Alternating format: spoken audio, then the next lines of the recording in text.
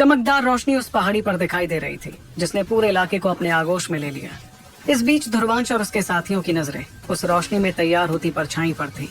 ये देखकर ध्रुवांश के जहन में ख्याल आया, ये शख्स यहाँ कैसे? क्या इसका मतलब आज भी इस जगह पर लोग रहते हैं? मगर इतनी सदियों बाद कैसे कोई जिंदा रह सकता है? ध्रुवांश और बाकियों की नजरों के सामने वो रोशनी और ज्यादा साफ होने लगी और सभी को देखा कि वो असल में एक बूढ़ा आदमी था। वो बूढ़ा आदमी चुपचाप अपनी जगह पर खड़ा था और उसे देखकर आसपास होता शोर भी अजीब सी खामोशी में बदल गया। कोई भी कुछ कहने की हिम्मत नहीं कर पा रहा था। सभी ने देखा था कि किस तरह बहुत से लोग खून की उल्टियां करते हुए पीछे जा गिरे थे। वैसे तो कोई नहीं जानता था कि सामने खड़ा बूढ़ा आदमी था कौन, लेकिन सभी को इतना तो समझ आ गया था कि वो था तो बेहद ताकतवर। इस बीच ध्रुवांश, लैला और बाकियों ने अपनी अपनी चेतना शक्तियां बाहर निकालनी शुरू की ताकि अगर कोई भी गड़बड़ हो तो वो सभी वहां से चले जाएं। जिस वक्त ध्रुवांश और उसके साथी खुद को किसी अनहोनी के लिए तैयार कर रहे थे, उतने में उस बूढ़े आदमी ने सभी की तरफ देखते हुए कहा, इस इलाके में किसी को भी यूं ही चले आने की इजाजत नहीं है। हर किसी को अरण्य महल के नियमों का पालन करना होगा। उस आदमी की बात सुनकर ध्रुवांश ने उसे गौर से देखते हुए कहा, इन्हें देखकर तो ऐसा नहीं लगता कि ये जिंदा है। वो देख रहा था कि उस बूढ़े आदमी के चेहरे पर किसी तरह का भाव ही नहीं था।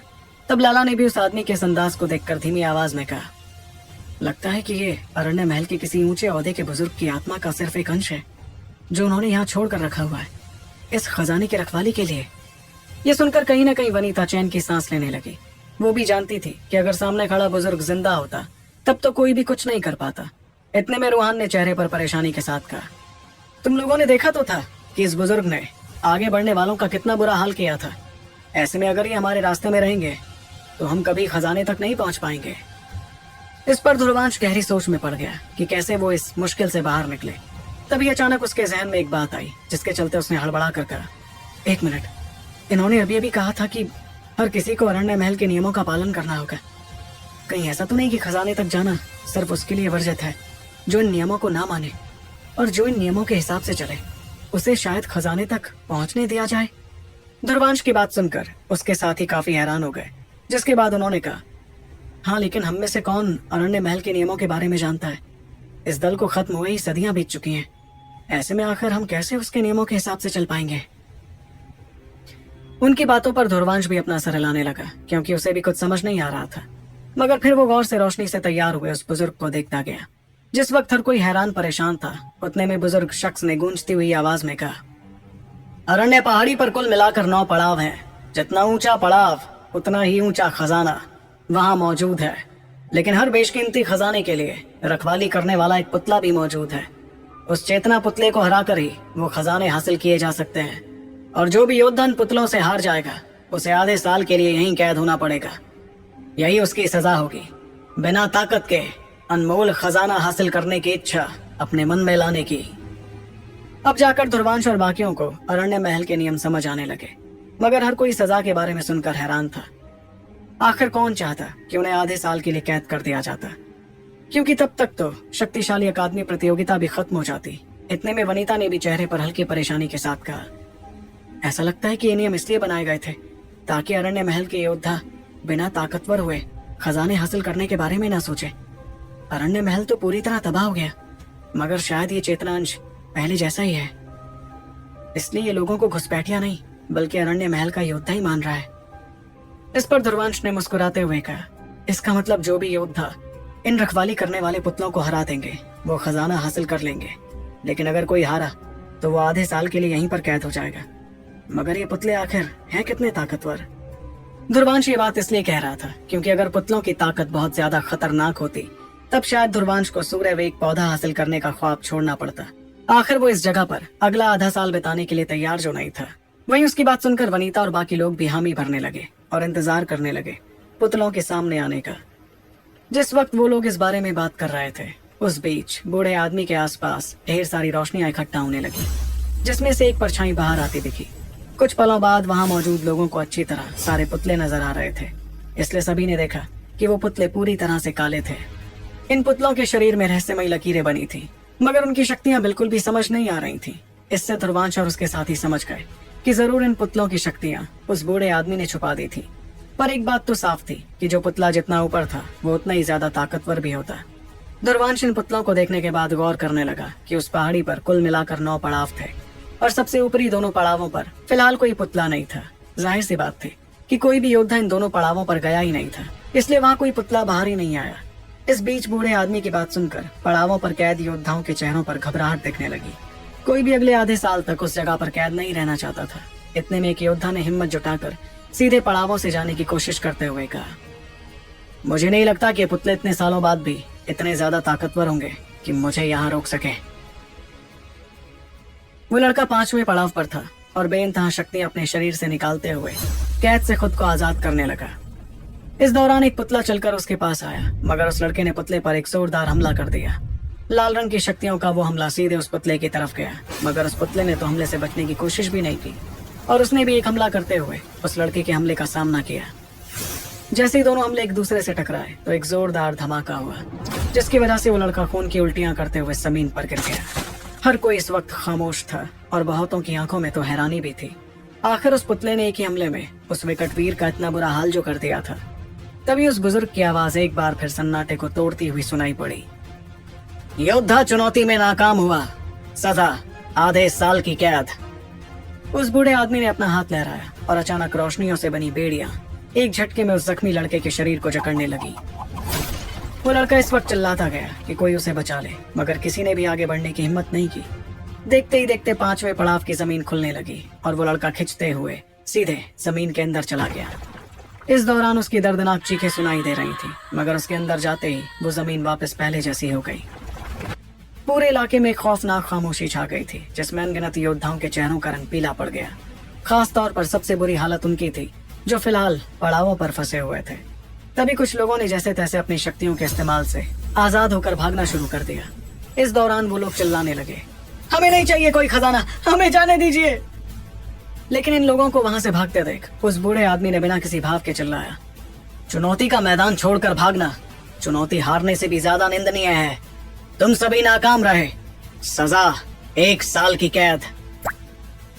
इतना कहकर उस बुजुर्ग ने दोबारा अपना हाथ लहराया, जिससे अनगिनत रोशनियां निकलते हुए ढेर सारी बेड़ियों में बदल गईं। फिर वो बेड़ियां जान बचाकर भागते योद्धाओं को कैद करते हुए उन्हें भी जमीन के नीचे ले गईं। इस बीच जो थोड़े बहुत योद्धा वहां बचे थे, जो जान बचाकर भागने के बारे में सोच रहे थे, सफेद पड़ते हुए अपनी जगह पर ही खड़े रहे। जाहिर सी बात थी कि मुकाबला हारने पर आधे साल की सजा थी, लेकिन मैदान छोड़कर भागने पर साल भर की सजा। इसलिए इन योद्धाओं ने अपना सब कुछ लगाकर पुतलों से लड़ने का फैसला किया। उनके शरीर से चेतना शक्तियां निकलने लगी, जिसके साथ वो पुतलों पर हमला करने के लिए आगे बढ़ने लगे। ये सिलसिला तकरीबन 10 मिनट तक चलता रहा, जिसमें अनगिनत योद्धा नाकाम होकर जमीन के नीचे चले गए। अभी तक एक भी ऐसा योद्धा नहीं हुआ था जो ऊपरी पड़ाव के पुतलों से जीत पाया हो। इस वजह से दूर खड़े योद्धाओं के चेहरों पर भी काफी परेशानी दिख रही थी।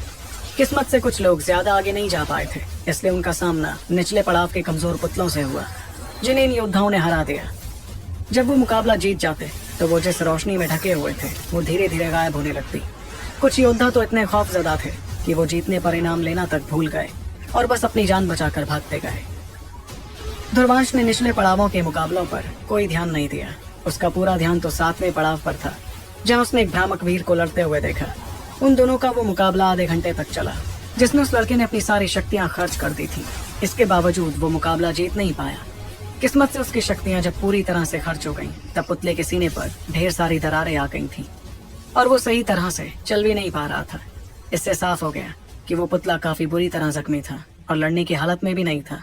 तभी बूढ़े आदमी ने ऐलान करते हुए लड़के से कहा, इस मुकाबले में ना तो तुम्हारी जीत हुई है और ना ही हार, इसलिए तुम्हें ना तो कोई इनाम मिलेगा और ना ही कोई सजा। उस बुजुर्ग की बात सुनकर शक्तियां खर्च कर चुके भ्रामक वीर ने चैन की सांस ली और वो अपने शरीर को घसीटते हुए पड़ावों के बाहर चला गया। तब उसके गुटवाले उसकी तीरमदारी में लग गए। कुछ देर बाद सारे मुकाबले खत्म हो गए और जो कोई पड़ावों पर नहीं गया था वो आंखों में खौफ के साथ अपने गुटवालों को देखता गया। अब किसी की भी आंख में जरा सा भी लालच नहीं दिख रहा था, बल्कि वो तो खुद को खुशकिस्मत मान रहे थे कि वो वक्त रहते पड़ावों पर नहीं पहुंच पाए। इस दौरान ध्रुवांश ने कुछ सोचते हुए कहा, 7वें पड़ाव का पुतला एक भ्रामक वीर की इतनी बुरी हालत कर सकता है, और मुझे तो सूर्यवेग पौधा हासिल करना है जो 9वां और आखिरी पड़ाव है। इसका मतलब मुझे वो खजाना हासिल करने के लिए 9वें पड़ाव के पुतले को हराना होगा, जो अभी तक सामने भी नहीं आया है। ध्रुवांश को समझ नहीं आ रहा था कि वो अब क्या करे, मगर सिर्फ ध्रुवांश ही नहीं था जो इस असमंजस से गुजर रहा था। बल्कि आद्रा और आशकान जैसे योद्धा भी काफी घबराए हुए लग रहे थे। उनकी शक्तियों के मुताबिक उनके लिए 7वें पड़ाव से नीचे के पड़ाव जरा भी मुश्किल नहीं होते, मगर उन लोगों को तो सबसे खास खजाना हासिल करना था। यही वजह थी कि चारों तरफ एक सन्नाटा छाया रहा। इस दौरान लैला ने ध्रुवांश की तरफ देखा। वो जानती थी कि ध्रुवांश को 9वें पड़ाव पर मौजूद सूर्यवेग पौधा चाहिए था, लेकिन ध्रुवांश के लिए वो मुकाबला लड़ना बेहद खतरनाक होता। लैला जितना ध्रुवांश को जानती थी, उस हिसाब से ध्रुवांश हार तो नहीं मानने वाला था। इसका मतलब वो जरूर इतना बड़ा खतरा उठाता। ये सोचकर लैला ने अपनी लड़ाविया तलवार पर पकड़ मजबूत कर ली और तब बुजुर्ग ने योद्धाओं की तरफ देखकर पूछा, क्या कोई और योद्धा है जो खजाना हासिल करने की इस चुनौती में हिस्सा लेना चाहता है? बुजुर्ग के इस सवाल पर कोई भी योद्धा अपनी जगह से हिला तक नहीं। इस बीच ध्रुवांश ने गहरी सांस ली और वो अपना सर हिलाते हुए आगे बढ़ने को तैयार हुआ, लेकिन तभी लैला ने उसका हाथ थामकर उसे आगे बढ़ने से रोकते हुए कहा, ध्रुवांश, 9वें पड़ाव के पुतले का सामना मुझे करने दो। मैं जानती हूँ कि वो पुतला जरूर बेहद शक्तिशाली होगा, लेकिन मुझ पर भरोसा रखो, मैं उसे हराकर सूर्यवेग पौधा हासिल करके रहूंगी। वहीं लैला की बात सुनकर ध्रुवांश, वनीता और बाकी सभी दंग रह गए। कोई समझ ही नहीं पा रहा था कि आखिर लैला इतना बड़ा खतरा क्यों उठाना चाह रही थी। कुछ पलों तक खामोश रहने के बाद ध्रुवांश ने अपनी हैरानी को काबू करते हुए कहा, नहीं नहीं, मैं तुम्हें ऐसा हरगिज नहीं करने दूंगा लैला। वो आगे कुछ कहता, उससे पहले ही वनीता ने आगे आते हुए कहा, हाँ, तुम दोनों ही उससे नहीं लड़ोगे, क्योंकि उससे मैं लड़ने वाली हूँ। मुझे पता है कि मुझे जीतने में थोड़ी तो मुश्किल होगी, लेकिन मैं आखिर में जीत ही जाऊंगी। वैसे भी मुझे ऐसे खतरे उठाना बहुत पसंद है। वनीता का गुट थोड़े वक्त पहले टॉप 16 के पहले रैंक पर था। इसका मतलब वहां मौजूद सभी योद्धाओं में कायदे से सबसे ज्यादा ताकतवर वनीता ही थी। लेकिन लैला उसकी बात मानने को तैयार ही नहीं थी, इसलिए उसने भी हड़बड़ाते हुए कहा, नहीं वनीता, ये इनाम ध्रुवांश को चाहिए, इसलिए तुम इतना बड़ा खतरा मत उठाओ, ये खतरा मुझे उठाने दो। वो दोनों इसी तरह बहस में जुट गईं और कोई भी सामने वाले को आगे बढ़ने नहीं दे रहा था। इस बीच ध्रुवांश ने एक गहरी सांस लेते हुए अपनी आंखें बंद कर ली। फिर जब उसकी आंखें खुली तो उसने यकीन के साथ 9वें पड़ाव की तरफ देखा। अब उसकी आंखों में किसी भी तरह का डर या घबराहट नहीं थी। वैसे तो उसे भी नहीं पता था कि 9वें पड़ाव का पुतला कितना ताकतवर होता, लेकिन वो इतना जरूर जानता था कि अगर उसे वो अनमोल सूर्यवेग पौधा हासिल करना था तो उसे खतरा उठाना ही पड़ता। फिर एक झटके में ध्रुवांश ने अपने हाथों में दागबार दरिंदा भाला निकाला और वो अपनी चेतना शक्तियां निकालते हुए तेजी से आगे बढ़ने लगा। लैला और वनीता इस वक्त बहस कर रही थी, इसलिए जैसे ही उन्होंने ध्रुवांश को पड़ावों पर जाते हुए देखा तो उनके चेहरों का रंग बदलने लगा। लैला के चेहरे पर नाराजगी थी, लेकिन अब तो ध्रुवांश पहले पड़ाव पर पहुंच ही गया था। इसका मतलब अब उसके वापस आने का कोई रास्ता ही नहीं था। देखते ही देखते ध्रुवांश ऊपर जाता गया और उसने चिल्लाकर कहा, आज तो मैं सूर्यवेग पौधा हासिल करके ही रहूंगा। बुजुर्ग, आने दीजिए 9वें पड़ाव के पुतले को। ध्रुवांश राजवंशी हर चुनौती पार करके रहेगा। तो आखिर कैसे सामना कर पाएगा ध्रुवांश 9वें पड़ाव के सबसे शक्तिशाली पुतले का? जानने के लिए आपको सुनना होगा सुपर योद्धा, सिर्फ आपके अपने पॉकेट एफएम पर। ध्रुवांश तेजी से आगे बढ़ता जा रहा था और उसने लोगों की हैरानी भरी नजरों पर ध्यान तक नहीं दिया। लोग इस बात से हैरान थे कि वो सीधे 9वें पड़ाव पर जा रहा था, जहाँ के पुतले से निपटना सबसे ज्यादा मुश्किल होता। इस बीच आद्रा भी उसे ऐसा करते देख थोड़ी हैरान हुई, मगर फिर वो गुस्से में अपने दांत पीसते हुए कहने लगी, अगर ये बेवकूफ आधा साल के लिए कैद हो गया तो मैं इससे अपना बदला कैसे पूरा करूंगी। अनगिनत नजरों के सामने ध्रुवांश आखिरकार 9वें पड़ाव पर पहुंच ही गया, जहां मौजूद था सूर्यवेग पौधा। इस बीच आसमान में मौजूद बुजुर्ग के चेहरे पर किसी भी तरह का भाव नहीं दिख रहा था, लेकिन अगर कोई बहुत ज्यादा गौर उसकी आंखों पर करता तो उसे दिखता कि इन बूढ़ी आंखों में थोड़ी सी हलचल हो रही थी। दूसरी तरफ ध्रुवांश ने 9वें पड़ाव पर पहुंचकर सूर्यवेग पौधे को देखना शुरू किया, जिसकी चमक और शक्तियां बहुत ही ज्यादा थी। उस अनमोल खजाने को देखकर ध्रुवांश आंख भरने लगा, जिसके बाद उसने अपनी नजर बुजुर्ग की तरफ की। तभी अचानक उस पड़ाव पर हलचल होने लगी और उसमें से सैकड़ों फुट बड़ी रोशनी बाहर आती नजर आई। इस रोशनी में इस कदर चेतना शक्तियां मौजूद थी, जिसे महसूस कर ध्रुवांश के चेहरे पर भी हल्की घबराहट नजर आने लगी। ध्रुवांश के शरीर को चारों तरफ से इस रोशनी ने ढक लिया था, जिसके चलते ध्रुवांश हड़बड़ाकर काली बिजली अपने शरीर से बाहर निकालने लगा। बल्कि उसने तो बिजली देव शरीर का भी इस्तेमाल कर लिया था ताकि उससे जरा सी भी भूल ना हो जाए। वहीं पड़ावों के बाहर खड़े योद्धा लगातार उस रोशनी की तरफ ही देखते जा रहे थे, क्योंकि हर कोई ये बेसब्री से जानना चाहता था कि आखिर 9वें पड़ाव का पुतला था कितना ताकतवर। फिर रोशनी में हर किसी को एक परछाई नजर आने लगी, जो धीरे धीरे चलकर आगे आ रही थी। वो भी बाकी पुतलों जैसा ही काले रंग का एक पुतला था, मगर उसकी चमक और शक्तियां अभी तक के सारे पुतलों से बहुत ज्यादा थी। सिर्फ यही नहीं, बल्कि उस पुतले के शरीर पर अजीबोगरीब निशान भी बने हुए थे, जिनके चमकने पर उसकी आंखों में खौफनाक चमक दिखाई दे रही थी। उस पुतले के हाथों में एक काले रंग का भाला था जो बड़ा ही जानलेवा लग रहा था। वहीं पड़ावों के बाहर खड़े लोग उस पुतले को देखकर उसकी शक्तियों का अंदाजा लगाने की कोशिश करने लगे, मगर ध्रुवांश तो लगातार उस पुतले को ही देखता रहा।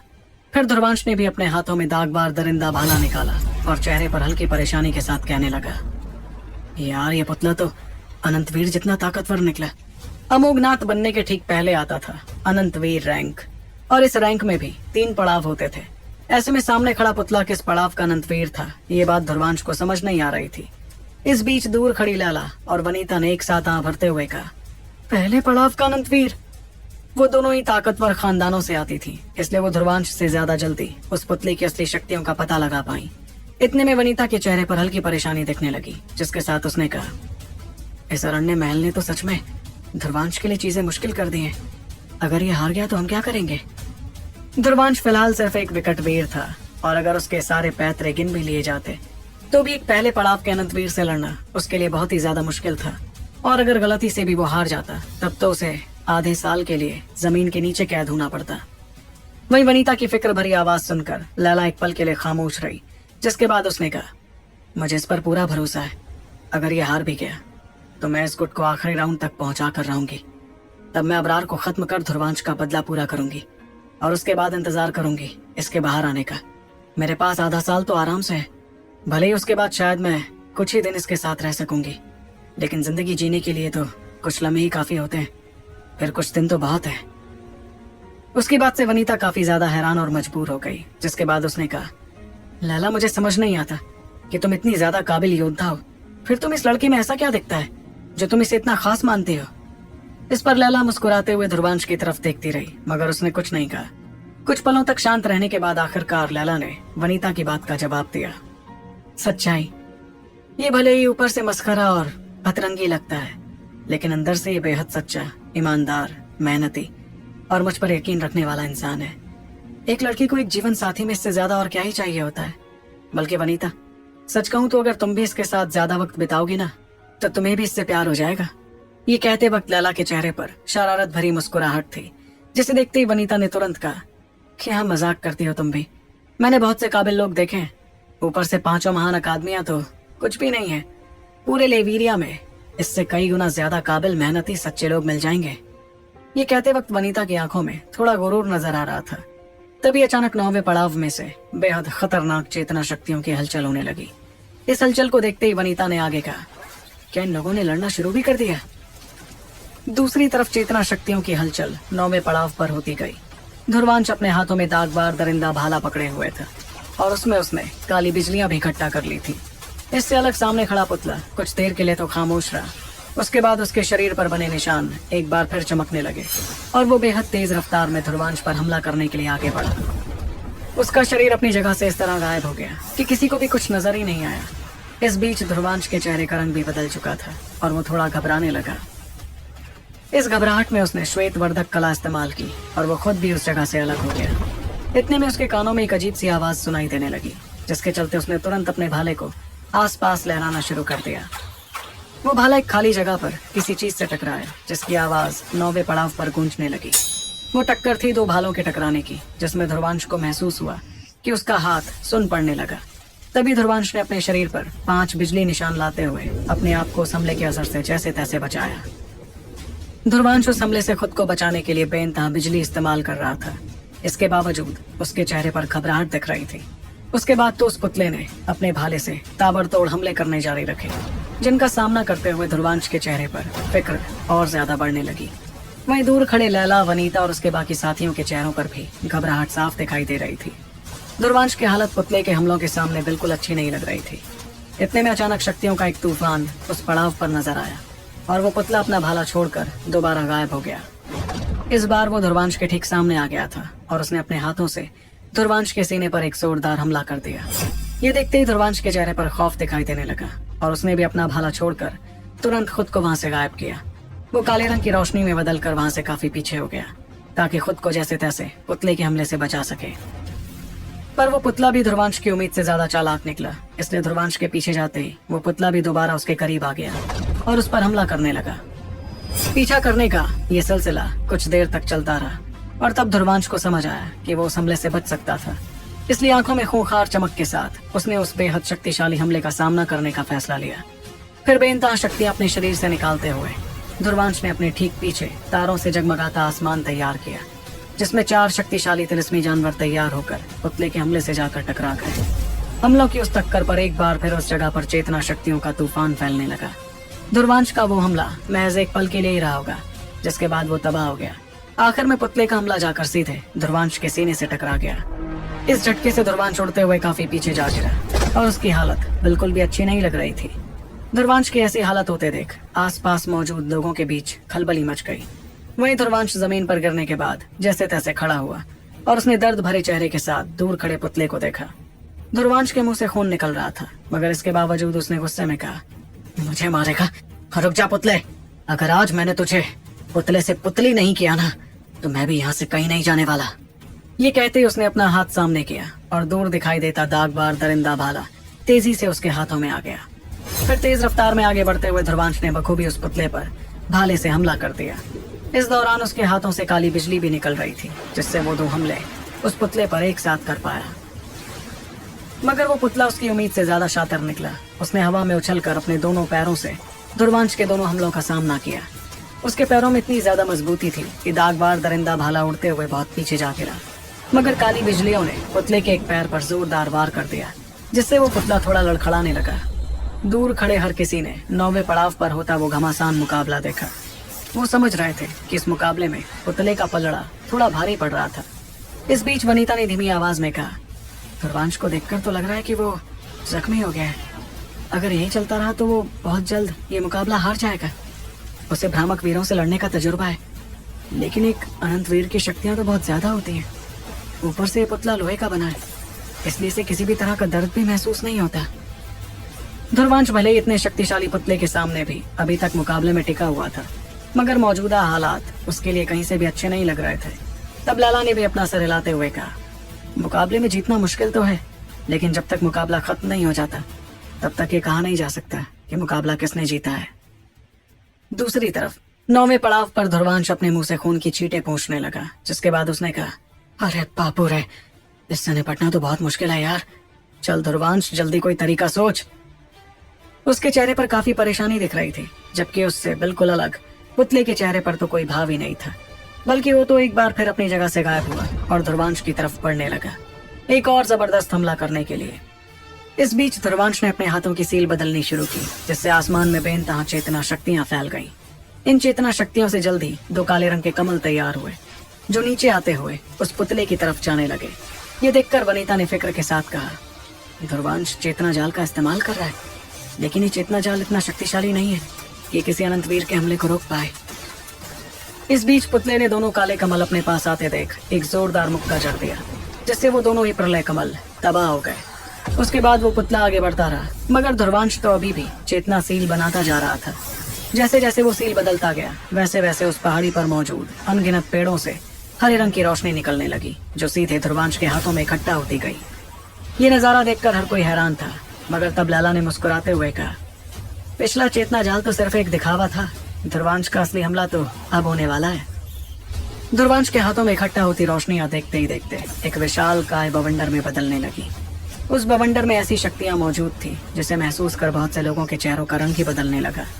इस बीच वनीता ने भी हैरान होते हुए कहा, ये तो एक महायान चेतना कला लग रही है, और तो और ये कला अरण्य महल की ही है, पर ध्रुवांश के पास ये कला कैसे आई?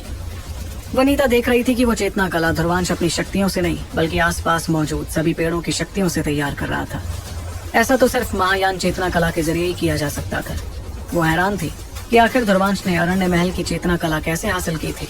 पर इस बारे में एक पल सोचने के बाद वनीता ने हल्की परेशानी के साथ आगे कहा, भले ये महायान चेतना कला बहुत ताकतवर है, लेकिन ध्रुवांश को काफी वक्त लग रहा है इसका इस्तेमाल करने में, मगर वो पुतला तो इसके बेहद नजदीक पहुंच गया है।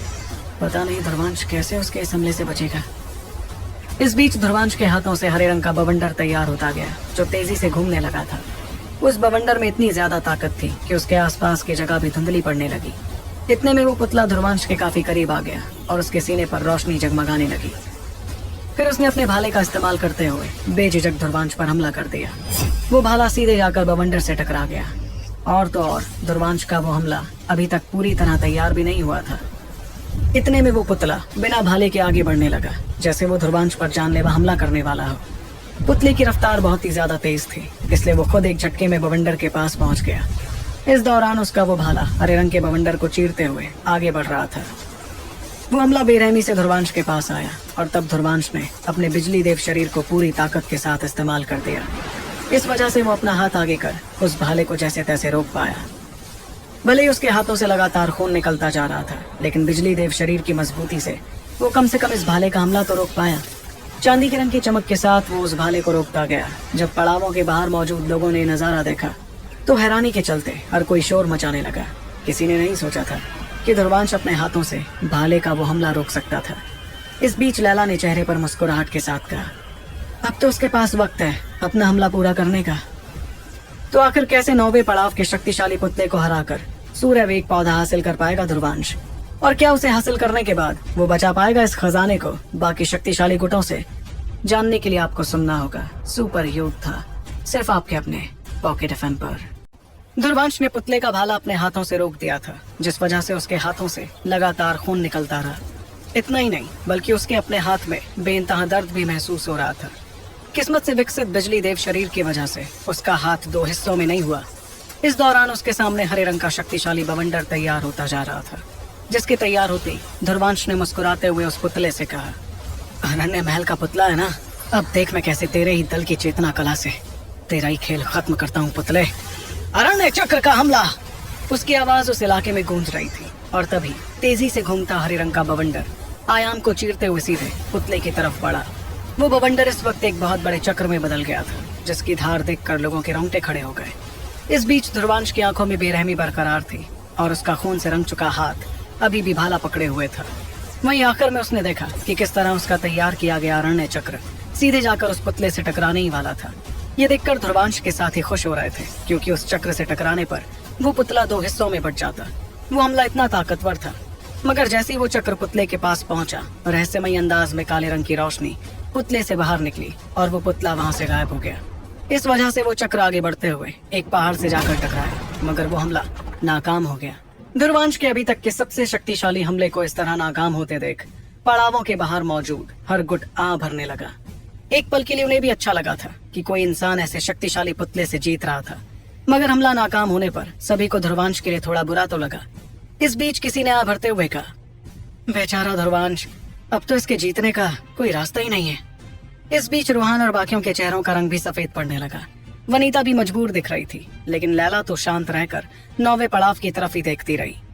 वहीं ध्रुवांश के चेहरे पर काफी कमजोरी साफ नजर आ रही थी, क्योंकि उसने पुतले का भाला रोकने के लिए अपनी ज्यादातर शक्तियां बिजली देव शरीर में झोंक दी। पर तभी ध्रुवांश को काले रंग की एक लकीर तेजी से आगे बढ़ती हुई नजर आई।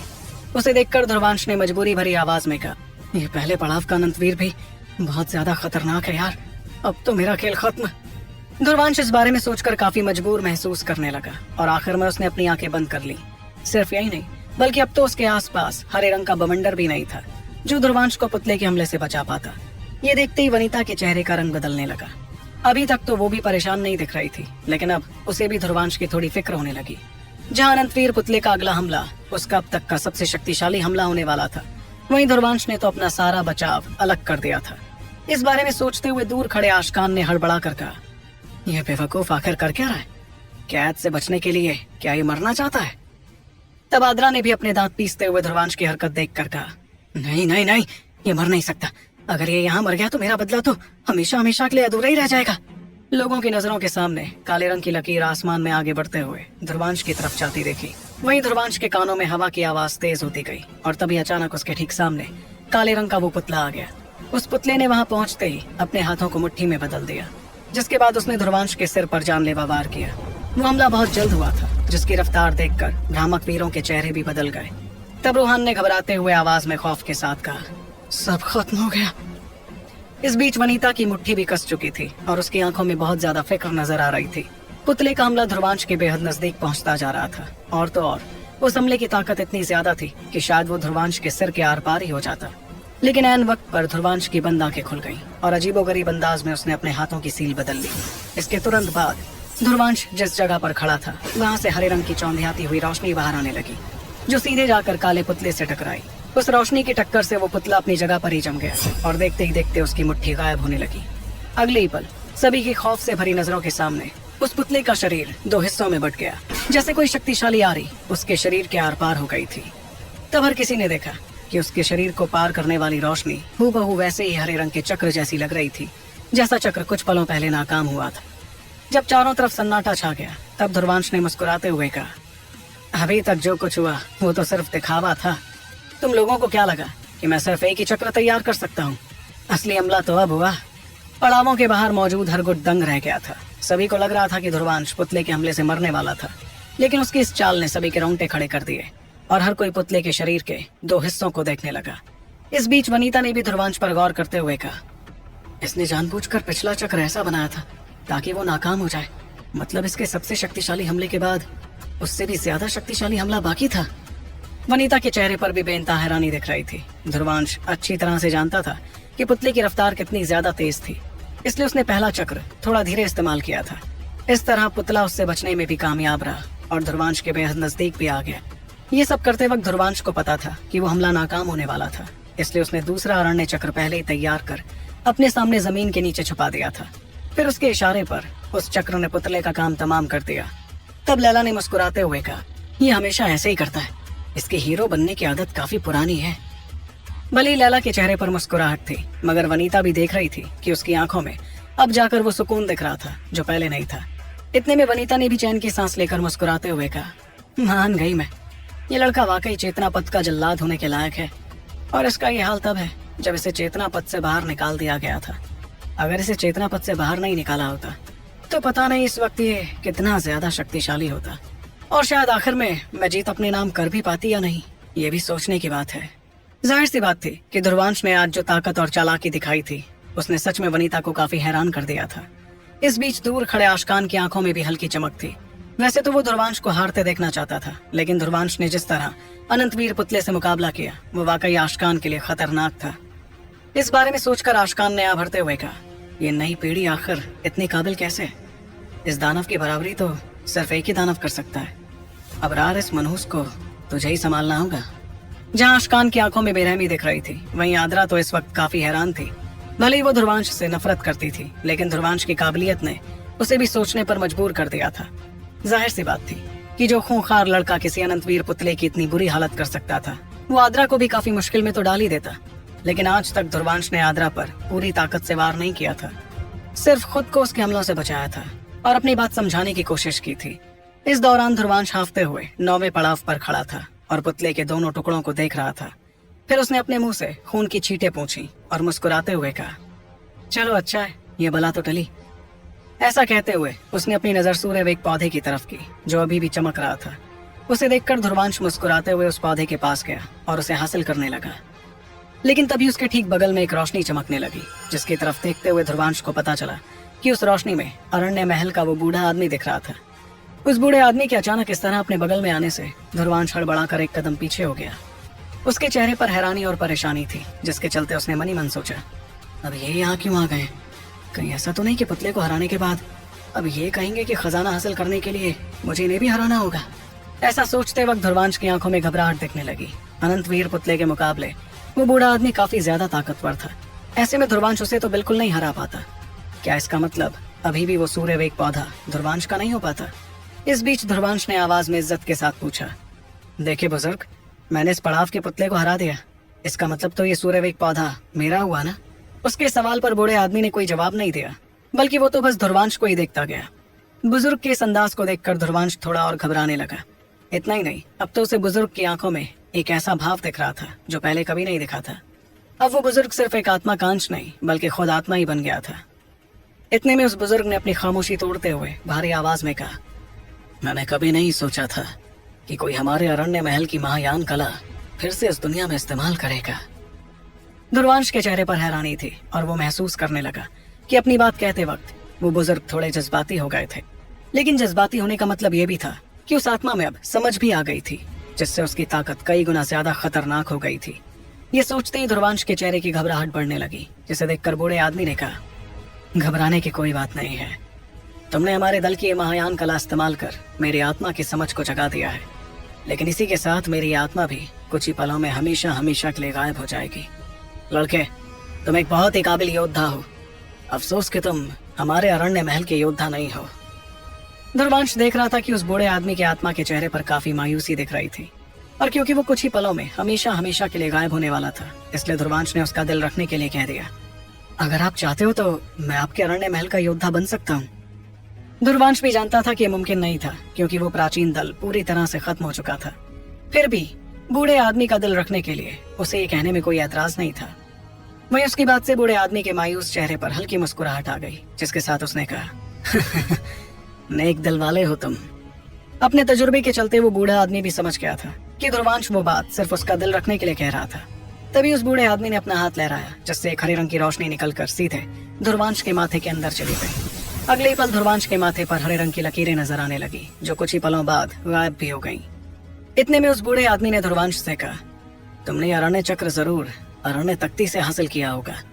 मैं तुम्हें बताना चाहूंगा कि बाकी 5 अरण्य तख्तियों में भी ऐसी ही महान चेतना कलाएं मौजूद हैं। अगर तुम्हें मौका मिला तो वो 5 महायान कलाएं भी हासिल कर लेना। मैंने अभी अभी तुम्हारे दिमाग में जो जानकारी भेजी है, उसका इस्तेमाल कर तुम इन सारी महायान चेतना कलाओं को एक साथ मिला सकते हो। तब तुम्हें एक ऐसा तोहफा मिलेगा जिसे देखकर तुम्हारा मुंह खुला का खुला रह जाएगा। ये सुनकर ध्रुवांश ने अपने हाथ जोड़े और उस बुजुर्ग का शुक्रिया अदा किया। तब उस बुजुर्ग ने अपना हाथ लहराकर सामने रखे सूर्यवेग पौधे को भी ध्रुवांश के पास भेज दिया, ताकि वो उसे हासिल कर सके। ऐसा करते हुए उस बुजुर्ग ने आगे कहा, जाओ, आगे जाकर तुम अरण्य महल की असली अमानत भी हासिल कर सकते हो, लेकिन उसे हासिल करने के लिए तुम्हें अपनी काबिलियत अलग से साबित करनी होगी। वो बुजुर्ग मुस्कुराता गया और धीरे धीरे धुंधला पड़ते हुए वो वहाँ से पूरी तरह गायब हो गया। तब ध्रुवांश ने उस बुजुर्ग को जाते देख गहरी सांस ली और सूर्यवेग पौधे को अपने पास रख लिया। अब जो कि उसने वो खजाना हासिल कर लिया था, जिसकी तलाश उसे काफी वक्त से थी, तो ध्रुवांश खुशी खुशी वहाँ से वापस अपने साथियों के पास लौट आया। वापस आकर उसने लैला और वनीता की तरफ देखकर मुस्कुराते हुए कहा, किस्मत ने आज मेरा साथ दिया और मैं बाल बाल बच गया। मेरा उस पुतले से पिटना ज्यादा शर्मनाक तो नहीं था ना? इस पर लैला मुस्कुराने लगी और उसने मजाकी अंदाज में कहा, थोड़ा तो था। ये सुनकर ध्रुवांश के चेहरे पर भी हंसी आ गई, क्योंकि वो भी जानता था कि लैला सिर्फ उसकी टांग खींच रही थी। इस दौरान पास ही खड़ी वनीता ने तो आंखों में गुरूर बरकरार रखते हुए कहा, इतना खुश होने की कोई जरूरत नहीं है। अगर मैं तुम्हारी जगह होती ना, तो उस पुतले को अपने इतने पास आने भी नहीं देती, बल्कि पहले ही खत्म कर देती। तुम्हें अभी बहुत कुछ सीखना है ध्रुवांश। उसकी बात पर ध्रुवांश मजबूरी में मुस्कुराता गया। वो भी जानता था कि ताकत के मामले में उसमें और वनीता में काफी फासला था। अगर वो भी वनीता जितना ही शक्तिशाली होता, तो वाकई उसके लिए अनंतवीर पुतले से निपटना काफी आसान हो जाता। इतने में ध्रुवांश ने अपने साथियों की तरफ देखकर उनसे पूछा, तो क्या तुम लोग भी कोशिश करने वाले हो खजाने को हासिल करने की? जाहिर सी बात थी कि ध्रुवांश तो अपने मकसद में कामयाब हुआ था, लेकिन बाकियों को अभी भी कोई खजाना हासिल करना था। तभी तो उनके यहाँ आने का कोई मतलब निकलता। भले ही सूर्यवेग पौधा ध्रुवांश के पास था, मगर उसके बावजूद और बहुत से पौधे उस पहाड़ पर मौजूद थे। ध्रुवांश की बात पर लैला और वनीता ने एक दूसरे की तरफ देखा और फिर वो बेझिझक वहां से जाने लगी। कोई भी वहां से खाली हाथ तो नहीं लौटना चाहता था, इसलिए वो दोनों भी चुनौती का सामना करने के लिए आगे बढ़ी। तो क्या होगा जब ध्रुवांश और उसके साथी वहां से पहुंचेंगे अरण्य महल की अमानत हासिल करने? जानने के लिए आपको सुनना होगा सुपर योद्धा, सिर्फ आपके अपने पॉकेट एफएम पर। लैला और वनीता भी रोशनियों में बदलकर तेजी से 8वें पड़ाव पर पहुंची। जाहिर सी बात थी, अब जो कि ध्रुवांश सबसे ऊंचे पड़ाव का खजाना हासिल कर चुका था, ऐसे में अब सबसे खास खजाना 8वें पड़ाव का ही होता। उसके बाद तो जैसे हर तरफ से लोग आगे बढ़ते हुए अलग अलग पड़ावों पर जाने लगे, अपनी अपनी ताकत के हिसाब से। कुछ देर बाद लैला और वनीता वापस लौटी और उनके पास भी काफी अच्छा खजाना था। उस खजाने के बारे में पूछते हुए ध्रुवांश ने कहा, ये दोनों चीजें कौन सी हैं? इस पर लैला ने मुस्कुराते हुए अपने हाथों में रखी लाल रंग की एक बेल को आगे किया, जो देखने में लावा से बनी बेल लग रही थी। ध्रुवांश और बाकियों को वो बेल दिखाते हुए लैला ने बताया, यह सिंदूरी लावा बेल, जो सिर्फ लावा में ही पाई जाती है। इसकी मदद से आत्मा को इतना मजबूत बनाया जा सकता है कि अनंतवीर बनने का खतरा बहुत कम हो जाए। इतने में वनीता ने अपने हाथों में रखा एक फल दिखाते हुए कहा, और मैंने हासिल किया है बर्फानी चेतना फल। देखा जाए तो इस फल की शक्तियाँ लैला के हासिल की गई बेल से बिल्कुल अलग है, मगर एक बात जो इन दोनों चीजों में एक है, वो ये है कि आत्मा को बेहद मजबूत बना देती है। दोनों के हासिल किए खजाने को देखकर ध्रुवांश मुस्कुराने लगा। उसके बाद ध्रुवांश के बाकी साथी भी वापस लौट आए और सभी के चेहरों पर बेइंतहा खुशी दिख रही थी। जाहिर सी बात थी कि ध्रुवांश की ही बात पर वो लोग यहाँ आए थे और उन्हें इतने खास खजाने हासिल हुए। दूसरी तरफ आशकान भी अपने साथियों के साथ वापस लौट आया और उसने ध्रुवांश की तरफ देखकर अपने साथियों से कहा, चलो यहाँ से चलते हैं। इस बार उसकी आंखों में थोड़ी फिक्र दिख रही थी। जाहिर सी बात थी कि ध्रुवांश जिस तरह अनंतवीर पुतले से लड़ा था, उसके बाद आशकान को भी थोड़ा संभल कर ही रहना पड़ता। ध्रुवांश भी लोगों को वहां से जाते हुए देखने लगा और तब उसे वहां से जाते लोगों में आद्रा और उसके साथी भी दिखे। आद्रा वहां से जाने से ठीक पहले एक नजर ध्रुवांश की तरफ देखने लगी। उसके बाद जब वो वहां से गई तो वनीता ने हंसते हुए कहा, मैं बता रही हूँ कि इन दोनों के बीच जरूर कुछ ऐसा है जो हमें समझ में नहीं आ रहा है। लैला, तुम इस पर कड़ी नजर रखना। और ध्रुवांश, क्या तुम जानते हो कि आद्रा का बड़ा भाई कौन है? आदेश। नाम सुना है उसका? सुना ही होगा, आखिर वो भी हमारे साथ चेतना पथ पर जो था। तुमने तो चेतना पथ के सबसे काबिल योद्धाओं को ही अपना दुश्मन बना रखा है ध्रुवांश। उसकी ये बात सुनकर ध्रुवांश के चेहरे पर मुस्कुराहट बरकरार रही और उसने वनीता की तरफ देख कर कहा, हाँ तुमने बिल्कुल सही कहा, मगर इन लोगों के मेरे खिलाफ होने के बावजूद मुझे सबसे ज्यादा संभल कर उससे रहना होगा जो असल में मेरे साथ है। वो शख्स कोई और नहीं बल्कि चेतना पथ जीतने वाली वनीता है। इस पर वनीता ने भी हंसते हुए कहा, सही कहा तुमने। वैसे अभी तुम साथ हैं, इसलिए घबराओ मत। जिस दिन अलग हुए ना, तब देखना कि मैं तुम पर हमला करने में जरा भी नहीं झिझकने वाली। खैर, फिलहाल तो ये बताओ कि अब क्या करें। तुम्हारा ये तुक्का तो सही लगा, इसलिए मैं तुम्हें फैसला लेने का एक और मौका देती हूँ। ये सुनकर ध्रुवांश अपना माथा रगड़ने लगा। वो जानता था कि उसके दिमाग में अरण्य महल के बुजुर्ग ने खास जानकारी छोड़ी थी। उस जानकारी की मदद से ध्रुवांश को ये पता चल गया था कि अरण्य महल की अमानत असल में किस जगह पर थी। इस बारे में सोचकर उसने तुरंत अपनी नजरें दक्षिण पश्चिमी दिशा की तरफ की, जहाँ हर तरफ हरियाली दिख रही थी। इस हरियाली के बीच एक बेहद खास जगह थी जहाँ बहुत सारा शक्ति तरल भी मौजूद था। ये शक्ति तरल एक प्राचीन अमोघनाथ ने तैयार किया था, जिसे हासिल करने के लिए अच्छों का दिमाग लालच से भर जाता। उसके बाद ध्रुवांश और उसके साथी उस दिशा में आगे बढ़ते रहे। वो लोग जिस जगह पर फिलहाल जा रहे थे, उस जगह का नाम था खुफिया आंगन। खुफिया आंगन अरण्य महल की सबसे जरूरी जगहों में से एक था। कायदे से वो आंगन खजाना पहाड़ी से किसी भी मायने में कम नहीं था। ये खुफिया आंगन ही वो जगह थी जहाँ प्राचीन अमोघनाथ का तैयार किया गया शक्ति तरल भारी तादाद में मौजूद था। शक्ति तरल एक बड़ी खास चीज होती थी, जिसकी एक एक बूंद तैयार करने में अमोघनाथ योद्धाओं को सालों लग जाते थे। ऐसे में एक ऐसी जगह जाना जहाँ भारी तादाद में शक्ति तरल मौजूद था, ध्रुवांश और उसके साथियों के लिए बेहद फायदेमंद साबित होता। तेज रफ्तार में तकरीबन 20 मिनट तक आगे बढ़ते रहने के बाद ध्रुवांश और उसके साथियों ने अपनी रफ्तार धीमी करनी शुरू कर दी। उसके बाद ध्रुवांश हरियाली से भरी एक जगह पर गया जहाँ बड़े खतरनाक दिखने वाले नुकीले पेड़ मौजूद थे। इन पेड़ों की नोक से काले रंग का जहर भी बाहर निकल रहा था। पेड़ों से आगे देखते हुए ध्रुवांश को एक प्राचीन इमारत नजर आई। तब ध्रुवांश ने नुकीले पेड़ों के उस जंगल के आखिर में इशारा करते हुए कहा, मेरे ख्याल से खुफिया आंगन जरूर इस जगह की गहराई में होगा। ऊपर से ये आसानी से नहीं दिख सकता। ये नुकीले पेड़ बड़े घने हैं। लेकिन ध्रुवांश ये कहकर सोच ही रहा था कि अचानक रूहान और बाकी दोनों लड़के तेजी से आगे बढ़ते हुए कहने लगे, लेकिन क्या ध्रुवांश, इससे पहले कि बाकी लोग भी इस जगह पर पहुंचे, चलो जल्दी वहां चलते हैं। उनके चेहरों पर खुशी और उत्साह साफ दिखाई दे रहा था। पर ध्रुवांश ने उन्हें वहीं रोकते हुए कहा, रुक जाओ, मुझे इस जगह के बारे में कुछ बहुत ही अजीब लग रहा है। एक अजीब सी शक्ति इस जंगल में महसूस की जा सकती है, अगर तुम गौर करो। सबसे बड़ी बात कि ये शक्ति थोड़ी जानी पहचानी लग रही है, जैसे किसी चेतना जाल की शक्ति होती है। ये कहते वक्त उसके चेहरे पर परेशानी नजर आ रही थी। उसने तुरंत अपनी शक्तियां निकालकर उन्हें एक तलवार में भरना शुरू कर दिया, जो ध्रुवांश के पास न जाने कब से यूं ही पड़ी थी। फिर उस तलवार में शक्तियां भरते हुए ध्रुवांश ने उसे सीधे सामने की तरफ फेंक दिया।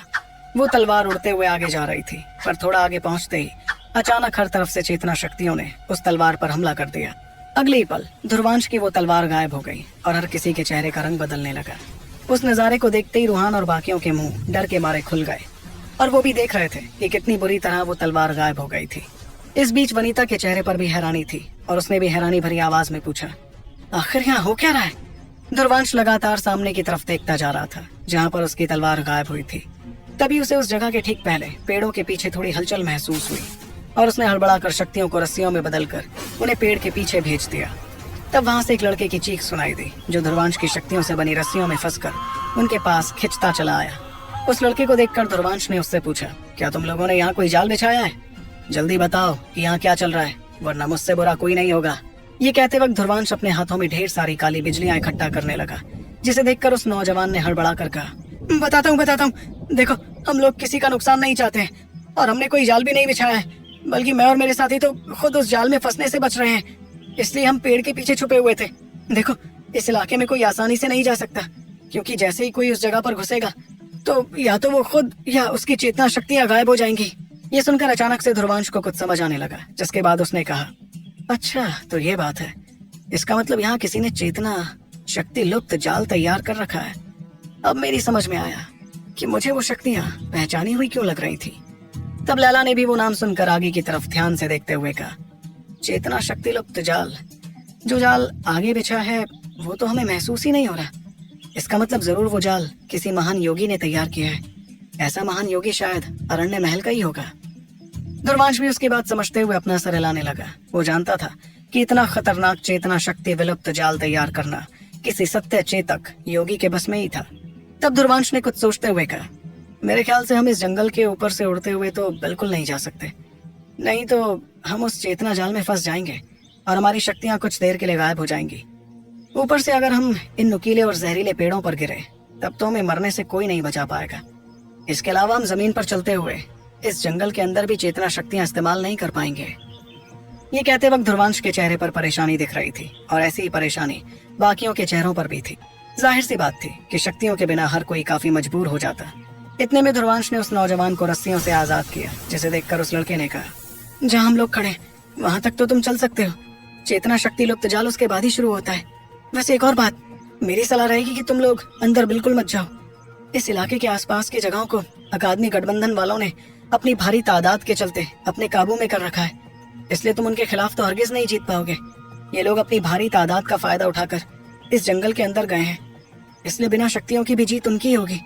तुम लोगों से पहले भी कुछ गुट इस जंगल के अंदर गए थे, लेकिन गठबंधन वालों ने उन्हें मार मार कर बाहर भेज दिया। इतने बड़े गठबंधन में ऐसे बहुत से मुष्टंडे हैं जिनकी ताकत बिना शक्तियों के भी काफी ज्यादा है। उस लड़के की बातें सुनते हुए ध्रुवांश के चेहरे की परेशानी और ज्यादा बढ़ने लगी। इस दौरान रूहान और बाकी लोग भी उसके पास खड़े होकर परेशान दिख रहे थे। इन लोगों में से कोई भी हट्टा कट्टा मुष्टंडा नहीं था। ऐसा इसलिए क्योंकि उनकी काबिलियत शक्तियों के बल पर थी, इसलिए उन्हें कभी हट्टा कट्टा बनने की जरूरत ही नहीं पड़ी।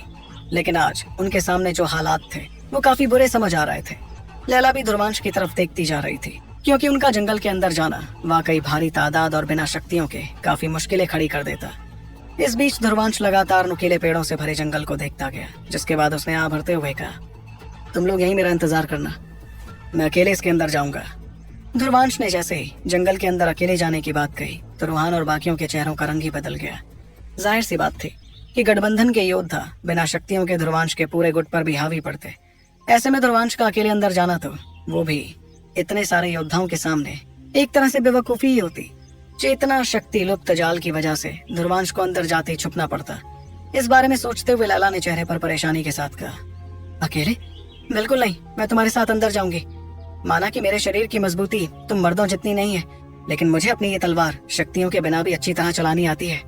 जाहिर सी बात थी कि लैला को ध्रुवांश की बहुत ज्यादा फिक्र थी। इतने में पास ही खड़ी वनीता ने भी लैला को देखा, जिसने लराविया तलवार पर अपनी पकड़ मजबूत कर ली थी। फिर वनीता ने भी धीमी आवाज में कहा, मैं लैला को अकेले इतने खतरे में जाने नहीं दे सकती। अब मैं भी तुम दोनों के साथ चलूंगी। क्या पता अंदर जाकर तुम दोनों मेरे खिलाफ कोई खिचड़ी पकाने लगो। ये सुनते वक्त ध्रुवांश को समझ ही नहीं आया कि वो खुश हो या फिर मजबूर, लेकिन उन दोनों के चेहरों के भाव से ध्रुवांश को इतना तो साफ हो गया था कि वो उन दोनों को अंदर जाने से मना तो हरगिज नहीं कर पाता। जहाँ लैला को ध्रुवांश की फिक्र थी तो वहीं वनीता को ध्रुवांश के साजिश रचने की। इसलिए आखिर में ध्रुवांश को उन दोनों की बात माननी पड़ी। उसने दोनों लड़कियों को अपने साथ ले जाने के लिए राजी होकर कहा, ठीक है, तो हम तीनों एक साथ अंदर जाएंगे और अपनी किस्मत आजमाएंगे। ध्रुवांश जानता था कि भारी तादाद के सामने सिर्फ वो तीन शायद थोड़े कमजोर पड़ते, लेकिन ये तीनों भी किसी मायने में मामूली नहीं थे। तब ध्रुवांश ने रूहान और बाकियों की तरफ देख कर कहा, तुम लोग यहीं हमारा इंतजार करना। ध्रुवांश की बात सुनते ही बाकी लोग एक झटके में राजी हो गए और रजामंदी में अपने सर हिलाने लगे। वैसे तो वो भी नहीं चाहते थे कि सिर्फ ध्रुवांश, लैला और वनीता अंदर जाएं, लेकिन उन्हें भी पता था कि बिना शक्तियों के उनके लिए अंदर जाना बड़ा मुश्किल होता। इस बीच गिन्नी, बिन्नी और आन्या ने भी वनीता की तरफ देखा, जिसका इशारा देखकर वो तीनों भी रुकने के लिए राजी हुई। इतने में ध्रुवांश ने गहरी सांस लेते हुए लैला और वनीता से कहा, तो चलो अब चलते हैं जंगल के अंदर। अकादमियों के इस गठबंधन को अपनी तादाद पर बहुत ज्यादा गुरूर है ना, इसलिए तो इन लोगों ने खुफिया आंगन पर मालिकाना हक जताना शुरू कर दिया है। चलो अंदर जाकर इनकी सारी हेकड़ी निकाली जाए। दुर्वांश की आंखों में बेरहमी दिख रही थी, क्योंकि उसे अकादमियों का वो गठबंधन बिल्कुल अच्छा नहीं लगता था।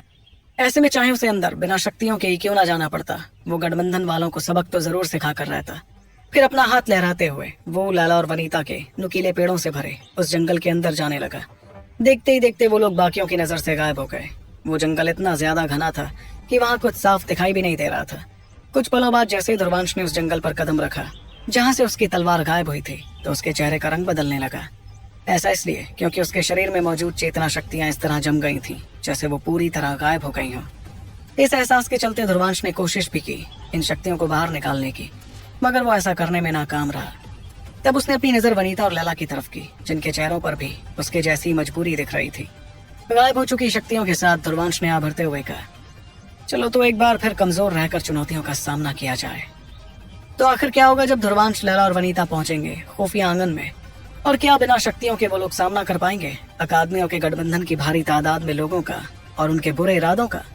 जानने के लिए आपको सुनना होगा सुपर योद्धा, सिर्फ आपके अपने पॉकेट एफएम पर। दुर्वांश ने जब महसूस किया कि चेतना शक्ति लुप्त जाल ने उसकी शक्तियों को गायब कर दिया, तो वो मजबूरी में भरते हुए आगे बढ़ता गया। इस दौरान उसके साथ चलती लैला और वनीता के चेहरों पर भी परेशानी दिख रही थी। उस इलाके में चेतना शक्तियों का कोई काम ही नहीं था। तब दुर्वांश ने अपनी मुट्ठी कसते हुए मुस्कुराकर कहा, दोस्तों, ऐसा नहीं लग रहा जैसे हम वक्त में पीछे पहुंच गए। आखिर योद्धा बनने की शुरुआत में भी तो हमारे पास कोई शक्तियां थी नहीं। ये सुनकर लैला मुस्कुराने लगी, क्योंकि वाकई ऐसा एहसास उसे भी सालों में महसूस नहीं हुआ था। उसके बाद वो तीनों ही आगे बढ़ते रहे और नुकीले पेड़ों के जंगल की गहराई में जाते गए। कुछ देर तक आगे बढ़ते रहने के बाद दुर्वांश अचानक रुक गया, जिसे देखकर दोनों लड़कियां भी रुक गईं। थोड़ी दूरी पर दिखते अंधेरे को देखते हुए दुर्वांश ने वहां कुछ परछाइयों को देखकर कहा, वहां 6 लोग हैं। जिन लोगों की बात दुर्वांश कर रहा था, उन्होंने अपने आप को बखूबी छुपा रखा था, लेकिन वो भूल गए थे कि उनकी तलवारों की चमक अंधेरे में थोड़ी बहुत नजर आ रही थी। इसलिए तेज निगाहों वाले दुर्वांश ने उन्हें देखकर दोनों लड़कियों को इशारा किया। वहीं दुर्वांश के इस इशारे पर लैला दाहिने तरफ से आगे बढ़ने लगी और वनीता बाईं तरफ से। दोनों को अगल बगल से जाते देख दुर्वांश ने तुरंत अपना पैर जमीन पर पटका और वो पास ही दिखते एक पेड़ की डाल पर पहुंच गया। इस बीच सामने दिखते अंधेरे में कुल मिलाकर 6 लोग थे, जो लगातार निगरानी रखते जा रहे थे। उन्होंने तलवारों पर अपनी पकड़ काफी मजबूत रखी थी। इतना ही नहीं, बल्कि उन्हें छुपने का भी काफी अच्छा अनुभव था। वो लोग ऐसी जगह पर खड़े थे जहां से किसी के लिए आगे बढ़ना, वो भी बिना उन लोगों के सामने आए, नामुमकिन था। इस बीच इन योद्धाओं में से एक को अचानक थोड़ी हलचल महसूस हुई और उसकी आंखों में शक दिखाई देने लगा। इस शक के साथ वो चलते हुए पास के पेड़ों के पास गया, मगर उसे वहां कुछ भी अलग नहीं दिखा। कुछ देर तक नजरें घुमाने के बाद वो अपना सर हिलाते हुए वापस लौटने लगा, लेकिन जैसे ही वो जाने के लिए पीछे मुड़ा तो अचानक उसे एक जोरदार झटका लगा और वो बेहोश होकर जमीन पर गिरने लगा। ये असर था एक हमले का जो सीधे उसकी गर्दन पर हुआ था। लेकिन इससे पहले कि उसका शरीर जमीन पर गिरता, अचानक 2 हाथ और आगे आए, जिन्होंने उसे गिरने से बचा लिया। इस बीच थोड़ी दूरी पर खड़े एक और रखवाले को कुछ महसूस हुआ और वो उस जगह जाने लगा जहां पर उसके साथी पर हमला हुआ था। वहां पहुंचने पर उसे कोई नजर नहीं आया, जिससे उसकी आंखों में अजीब सी घबराहट दिखने लगी। मगर इससे पहले कि वो अपने बाकी साथियों से कुछ कहता, अचानक से 2 हाथ आगे आए और उस पर हमला कर उसे भी खींचकर अंधेरे में ले गए। पिछले योद्धा की तरह इस योद्धा को बेहोश नहीं किया गया था, बल्कि दुर्वांश ने उसके मुंह में हाथ रख उसे चुप रहने को कहा। इस दौरान लैला ने उसकी गर्दन पर अपनी तलवार रख दी थी ताकि वो योद्धा कुछ न कहे। इतने में खौफ से भरी आंखों से उस योद्धा ने दुर्वांश और लैला को देखा, मगर उसकी हिम्मत नहीं हुई कुछ भी कहने की। इतने में दुर्वांश ने उस योद्धा से सवाल किया, मैं जितना पूछूं उतना ही बोलना, वरना कुछ भी कहने के लायक नहीं बचोगे। तुम अकादमियों के गठबंधन के योद्धा हो ना?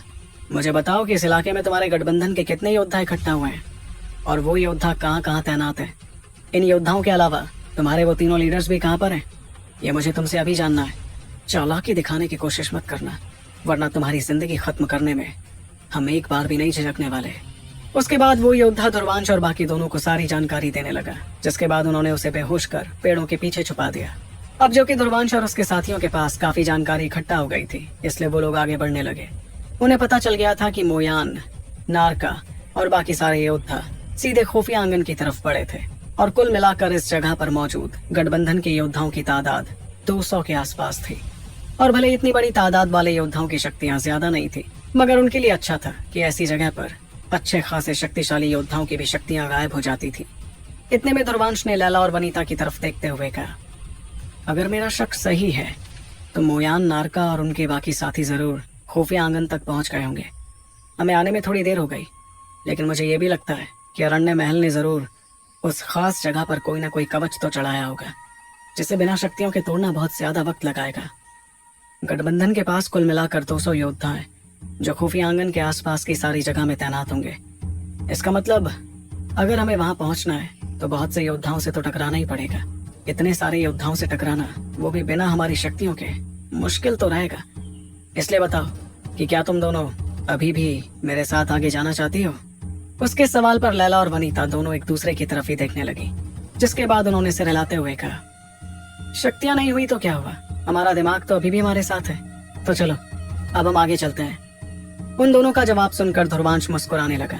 वैसे तो उसे पहले ही पता था कि वनीता और लैला का जवाब यही होने वाला था, फिर भी उसने दोनों से सवाल किया ताकि बाद में कोई उस पर जबरदस्ती करने का इल्जाम ना लगाए। फिर ध्रुवांश एक बार फिर लैला और वनीता के साथ अंधेरे में छुपते हुए आगे बढ़ने लगा। जब ध्रुवांश और उसके साथी वहां से चले गए तो एक बार फिर वो पूरा इलाका खामोशी में डूब गया। लेकिन तभी पेड़ों के पास बेहोश पड़े योद्धा के शरीर पर एक हल्की रोशनी जगमगाने लगी, जो बाहर आकर अचानक उस जंगल में कहीं गायब हो गई। इस दौरान उस जंगल के बीचों बीच एक ऐसा इलाका था जहाँ सैकड़ों नुकीले पेड़ मौजूद थे। उस जगह पर थी एक बहुत बड़ी और प्राचीन इमारत। इस इमारत पर प्राचीन निशान बने हुए थे जो धीरे धीरे चमक रहे थे। वहीं उस इमारत के चारों तरफ बहुत से योद्धा खड़े थे, और इन योद्धाओं में जो लोग सबसे आगे थे वो थे मोयान, नारका और लबंगा, जो गठबंधन के 4 में से 3 लीडर्स थे। मोयान के हाथों में एक रोशनी थी, जिसकी चमक से इमारत पर बने निशान अजीबोगरीब अंदाज में चमक रहे थे। तभी उसके बगल में खड़ी नारका ने इमारत पर चमकते निशानों को देखकर कहा, इस रफ्तार से तो हमें ये सील अलग करने में कम से कम आधा घंटा और लगेगा। लेकिन जैसे ही उसने अपनी बात कही तो अचानक से उसके चेहरे का रंग बदलने लगा। उसने तुरंत अपनी नजरें घुमाते हुए अपना हाथ आगे किया, जिसमें एक रोशनी दिखाई देने लगी। वो रोशनी घने जंगल को पार करके उसके हाथों में आई थी, और वो देखने में किसी जुगनू की तरह लग रही थी। जब नारका ने उस रोशनी को देखा तो उसके चेहरे पर परेशानी दिखने लगी। एक पल बाद उसने उस रोशनी को थपथपाया, जिससे सभी के सामने दिखाई देने लगे 3 शख्स। ये तीनों कोई और नहीं बल्कि ध्रुवांश, वनीता और लैला थे। उन तीनों को पहचानते हुए नारका के चेहरे पर बेरहमी भरी मुस्कुराहट आ गई, और उसने हंसते हुए कहा, हमारे दुश्मन तो खुद चलकर हमारे पास आ रहे हैं। काफी हिम्मत तो है इन तीनों में, बिना शक्तियों के भी 200 योद्धाओं का सामना करने का जिगरा रखते हैं। इस बीच मोयान ने भी वो नजारा देखा और हल्की परेशानी के साथ कहा, मुझे कैसे भी करके आधा घंटा तो चाहिए ही है इस इमारत की सील तोड़ने के लिए। उसकी इस बात पर नारका ने अजीब सी मुस्कुराहट के साथ कहा, तुम बिल्कुल मत घबराओ मोयान, बस अपना काम करते रहो। मैं उन तीनों को यहाँ तक पहुँचने ही नहीं दूंगा। उन तीनों की फिक्र तुम मुझ पर छोड़ दो। इस बार तो मैं उन्हें ऐसा सबक सिखाऊंगा जो वो हमेशा याद रखेंगे। अगर मेरा सामना उनसे बाहर हुआ होता तो शायद मैं उन्हें कुछ नहीं कर पाता, लेकिन इस जगह पर तो ये जंगल भी हमारा साथ दे रहा है। यहाँ आकर तो उन तीनों ने बहुत बड़ी गलती कर दी है। शेर की गुफा में आकर शेर को परखना बहुत बड़ी बेवकूफी होती है। अपनी बात कहते ही वो वहां से जाने लगा। जाते जाते उसने अपना हाथ लहराया, जिसे देखकर दर्जनों योद्धा उसके पीछे जाने लगे। कुछ ही पलों में वो सभी वहां से गायब हो गए। वहीं उन लोगों को वहां से जाते देख लबंगा ने हल्की फिक्र के साथ पूछा, तुमने उसे अकेले क्यों जाने दिया मोयान? तुम भी जानते हो कि वनीता और वो दोनों कितने काबिल हैं। इस पर मोयान ने हल्की मुस्कुराहट के साथ लबंगा की बात का जवाब दिया, अगर ये मामला जंगल के बाहर का होता तो शायद नारका उन तीनों को बिल्कुल नहीं संभाल पाता, मगर इस जंगल के अंदर शक्तियों की तो कोई अहमियत है ही नहीं। यहाँ तो सिर्फ तादाद और शारीरिक मजबूती का खेल है। उसे जाने दो, तुम यहीं रुको और आसपास नजर रखो। देखना मुझे कोई परेशान ना करे, मैं अपना ध्यान सील तोड़ने से अलग कर ही नहीं सकता। उसकी बात पर लबंगा ने अपना सिर हिलाते हुए हामी भरी। उसके बाद मोयान एक बार फिर इमारत पर बने निशानों को चमकाने लगा, और धीरे धीरे इन निशानों की कमजोरी बढ़ती चली गई। इससे साफ समझ आ रहा था कि उस जगह पर चढ़ी प्राचीन सील कुछ ही देर में टूटने वाली थी। इस दौरान ध्रुवांश और दोनों लड़कियां जंगल में आगे बढ़ते जा रहे थे। ध्रुवांश को महसूस हो रहा था कि थोड़ी दूरी पर बहुत से लोग मौजूद थे। ऐसा इसलिए क्योंकि उनके पैरों की हलचल उस खामोश जंगल में काफी साफ सुनाई दे रही थी। इस बारे में सोचकर ध्रुवांश ने कहा, हम लोग बिल्कुल सही रास्ते पर हैं, और मेरा मानना है कि थोड़ी दूरी पर खुफिया आंगन भी है, इसलिए हमें अब छुपने की कोई जरूरत नहीं है। लैला और वनीता ने भी उसकी बात मानी और वो इस रास्ते पर आगे बढ़ते गए। इस बीच उनसे थोड़ी दूरी पर जहाँ गठबंधन के बहुत से योद्धा खड़े थे, उसमें से एक हट्टे कट्टे योद्धा ने अचानक कदमों की आहट सुनी। ये आहट सुनते ही उसने तुरंत अपनी नजरें उस दिशा की तरफ की जहाँ वो कदमों की आहट सुनाई दे रही थी। इस ख्याल के साथ ही उस योद्धा ने चिल्लाते हुए कहा, कोई यहाँ घुसपैठ करने के लिए आ रहा है, साथियों रोको उन्हें। इतना कहकर उसने जोर से अपना पैर जमीन पर दे मारा, जिसके बाद वो सीधे उस दिशा में भागने लगा। आगे बढ़ते बढ़ते उसे लगा कि आगे बढ़ने वाला शख्स अचानक रुक गया था और तभी उसे थोड़ी दूरी पर दो बेहद खूबसूरत लड़कियां दिखाई दी, जिन्हें देखकर उस योद्धा के चेहरे पर अजीब सी मुस्कुराहट आ गई। लेकिन अगले ही पल पेड़ों के पास से एक परछाई सीधे उस योद्धा से आकर टकरा गई। वैसे तो उस योद्धा को अपनी मजबूती पर पूरा यकीन था, लेकिन जो शख्स उससे टकराया था वो खुद किसी लोहे से कम नहीं था। इस वजह से वो हट्टा कट्टा योद्धा भी चिल्लाते हुए दूर जा गया और उसके मुंह से ढेर सारा खून निकलने लगा। वहीं उस योद्धा के पीछे खड़े ढेर सारे योद्धाओं ने जब उस योद्धा की इतनी बुरी हालत होते हुए देखी तो उनके चेहरों का रंग भी बदलने लगा।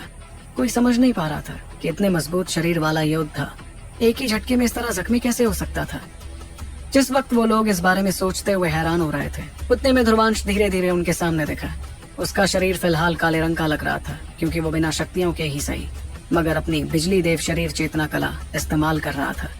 इतने में दूर जा गिरे योद्धा ने चिल्लाते हुए अपने साथियों से कहा, इस कमबख्त ने शरीर बदलने वाली चेतना कला इस्तेमाल की है। अरे खड़े खड़े देख क्या रहे हो साथियों, हमला करो इस पर। और उसकी बात सुनते ही वहाँ मौजूद दर्जनों योद्धा सीधे ध्रुवांश की तरफ बढ़ने लगे। लेकिन इतने सारे लोगों को एक साथ आगे आते देख ध्रुवांश की आंखों में बेरहमी दिखने लगी और वो भी अपना पैर पटकते हुए योद्धाओं से टकराने लगा। दर्जनों योद्धाओं के बीच जाकर उसने लात घूसों की बरसात करनी शुरू कर दी, जिससे सभी योद्धा उड़ते हुए यहाँ वहाँ जा गिरे। इस बीच बहुतों ने ध्रुवांश पर भी हमला किया था, लेकिन उनके हमले का ध्रुवांश के लोहे से भी ज्यादा मजबूत शरीर पर कोई फर्क ही नहीं पड़ा। लैला और वनीता ने भी एक दूसरे की तरफ देखा और वो भी तेजी से आगे बढ़ने लगी। भले ही उनके शरीर की मजबूती ध्रुवांश जितनी नहीं थी, मगर उन्हें भी अपने हथियारों का इस्तेमाल अच्छी तरह करना आता था। इसलिए वो तीनों योद्धाओं के दिल में जानलेवा खौफ पैदा करते हुए आगे बढ़ते रहे।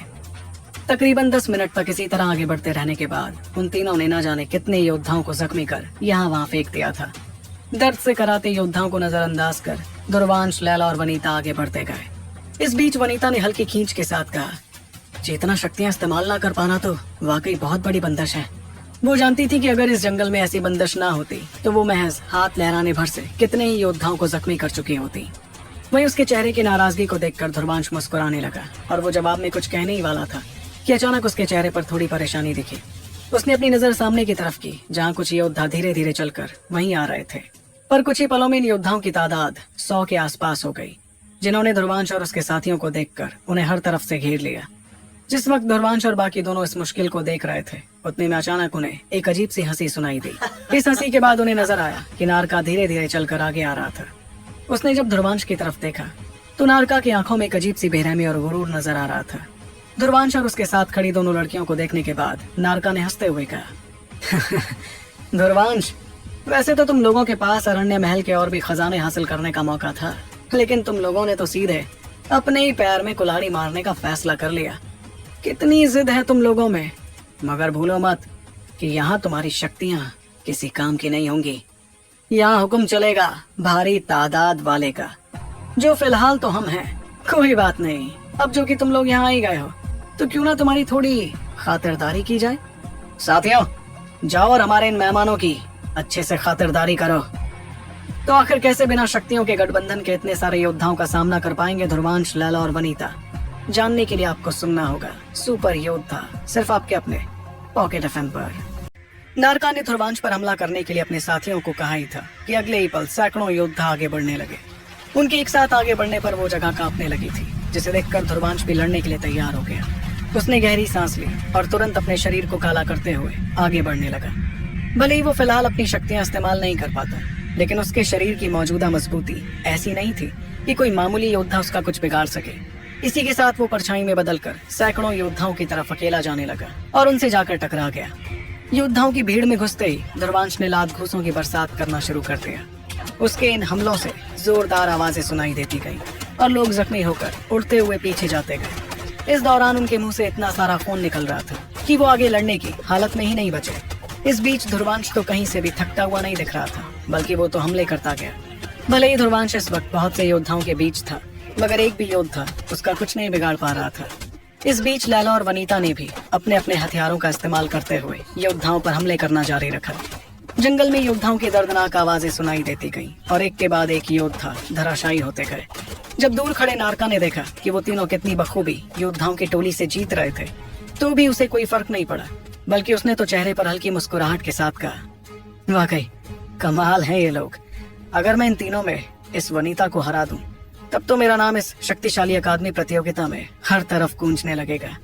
आखिर वनीता थोड़े वक्त पहले तक सबसे शक्तिशाली गुट की लीडर जो थी। जाहिर सी बात थी कि उन तीनों में नारका को सबसे खतरनाक वनीता ही लग रही थी।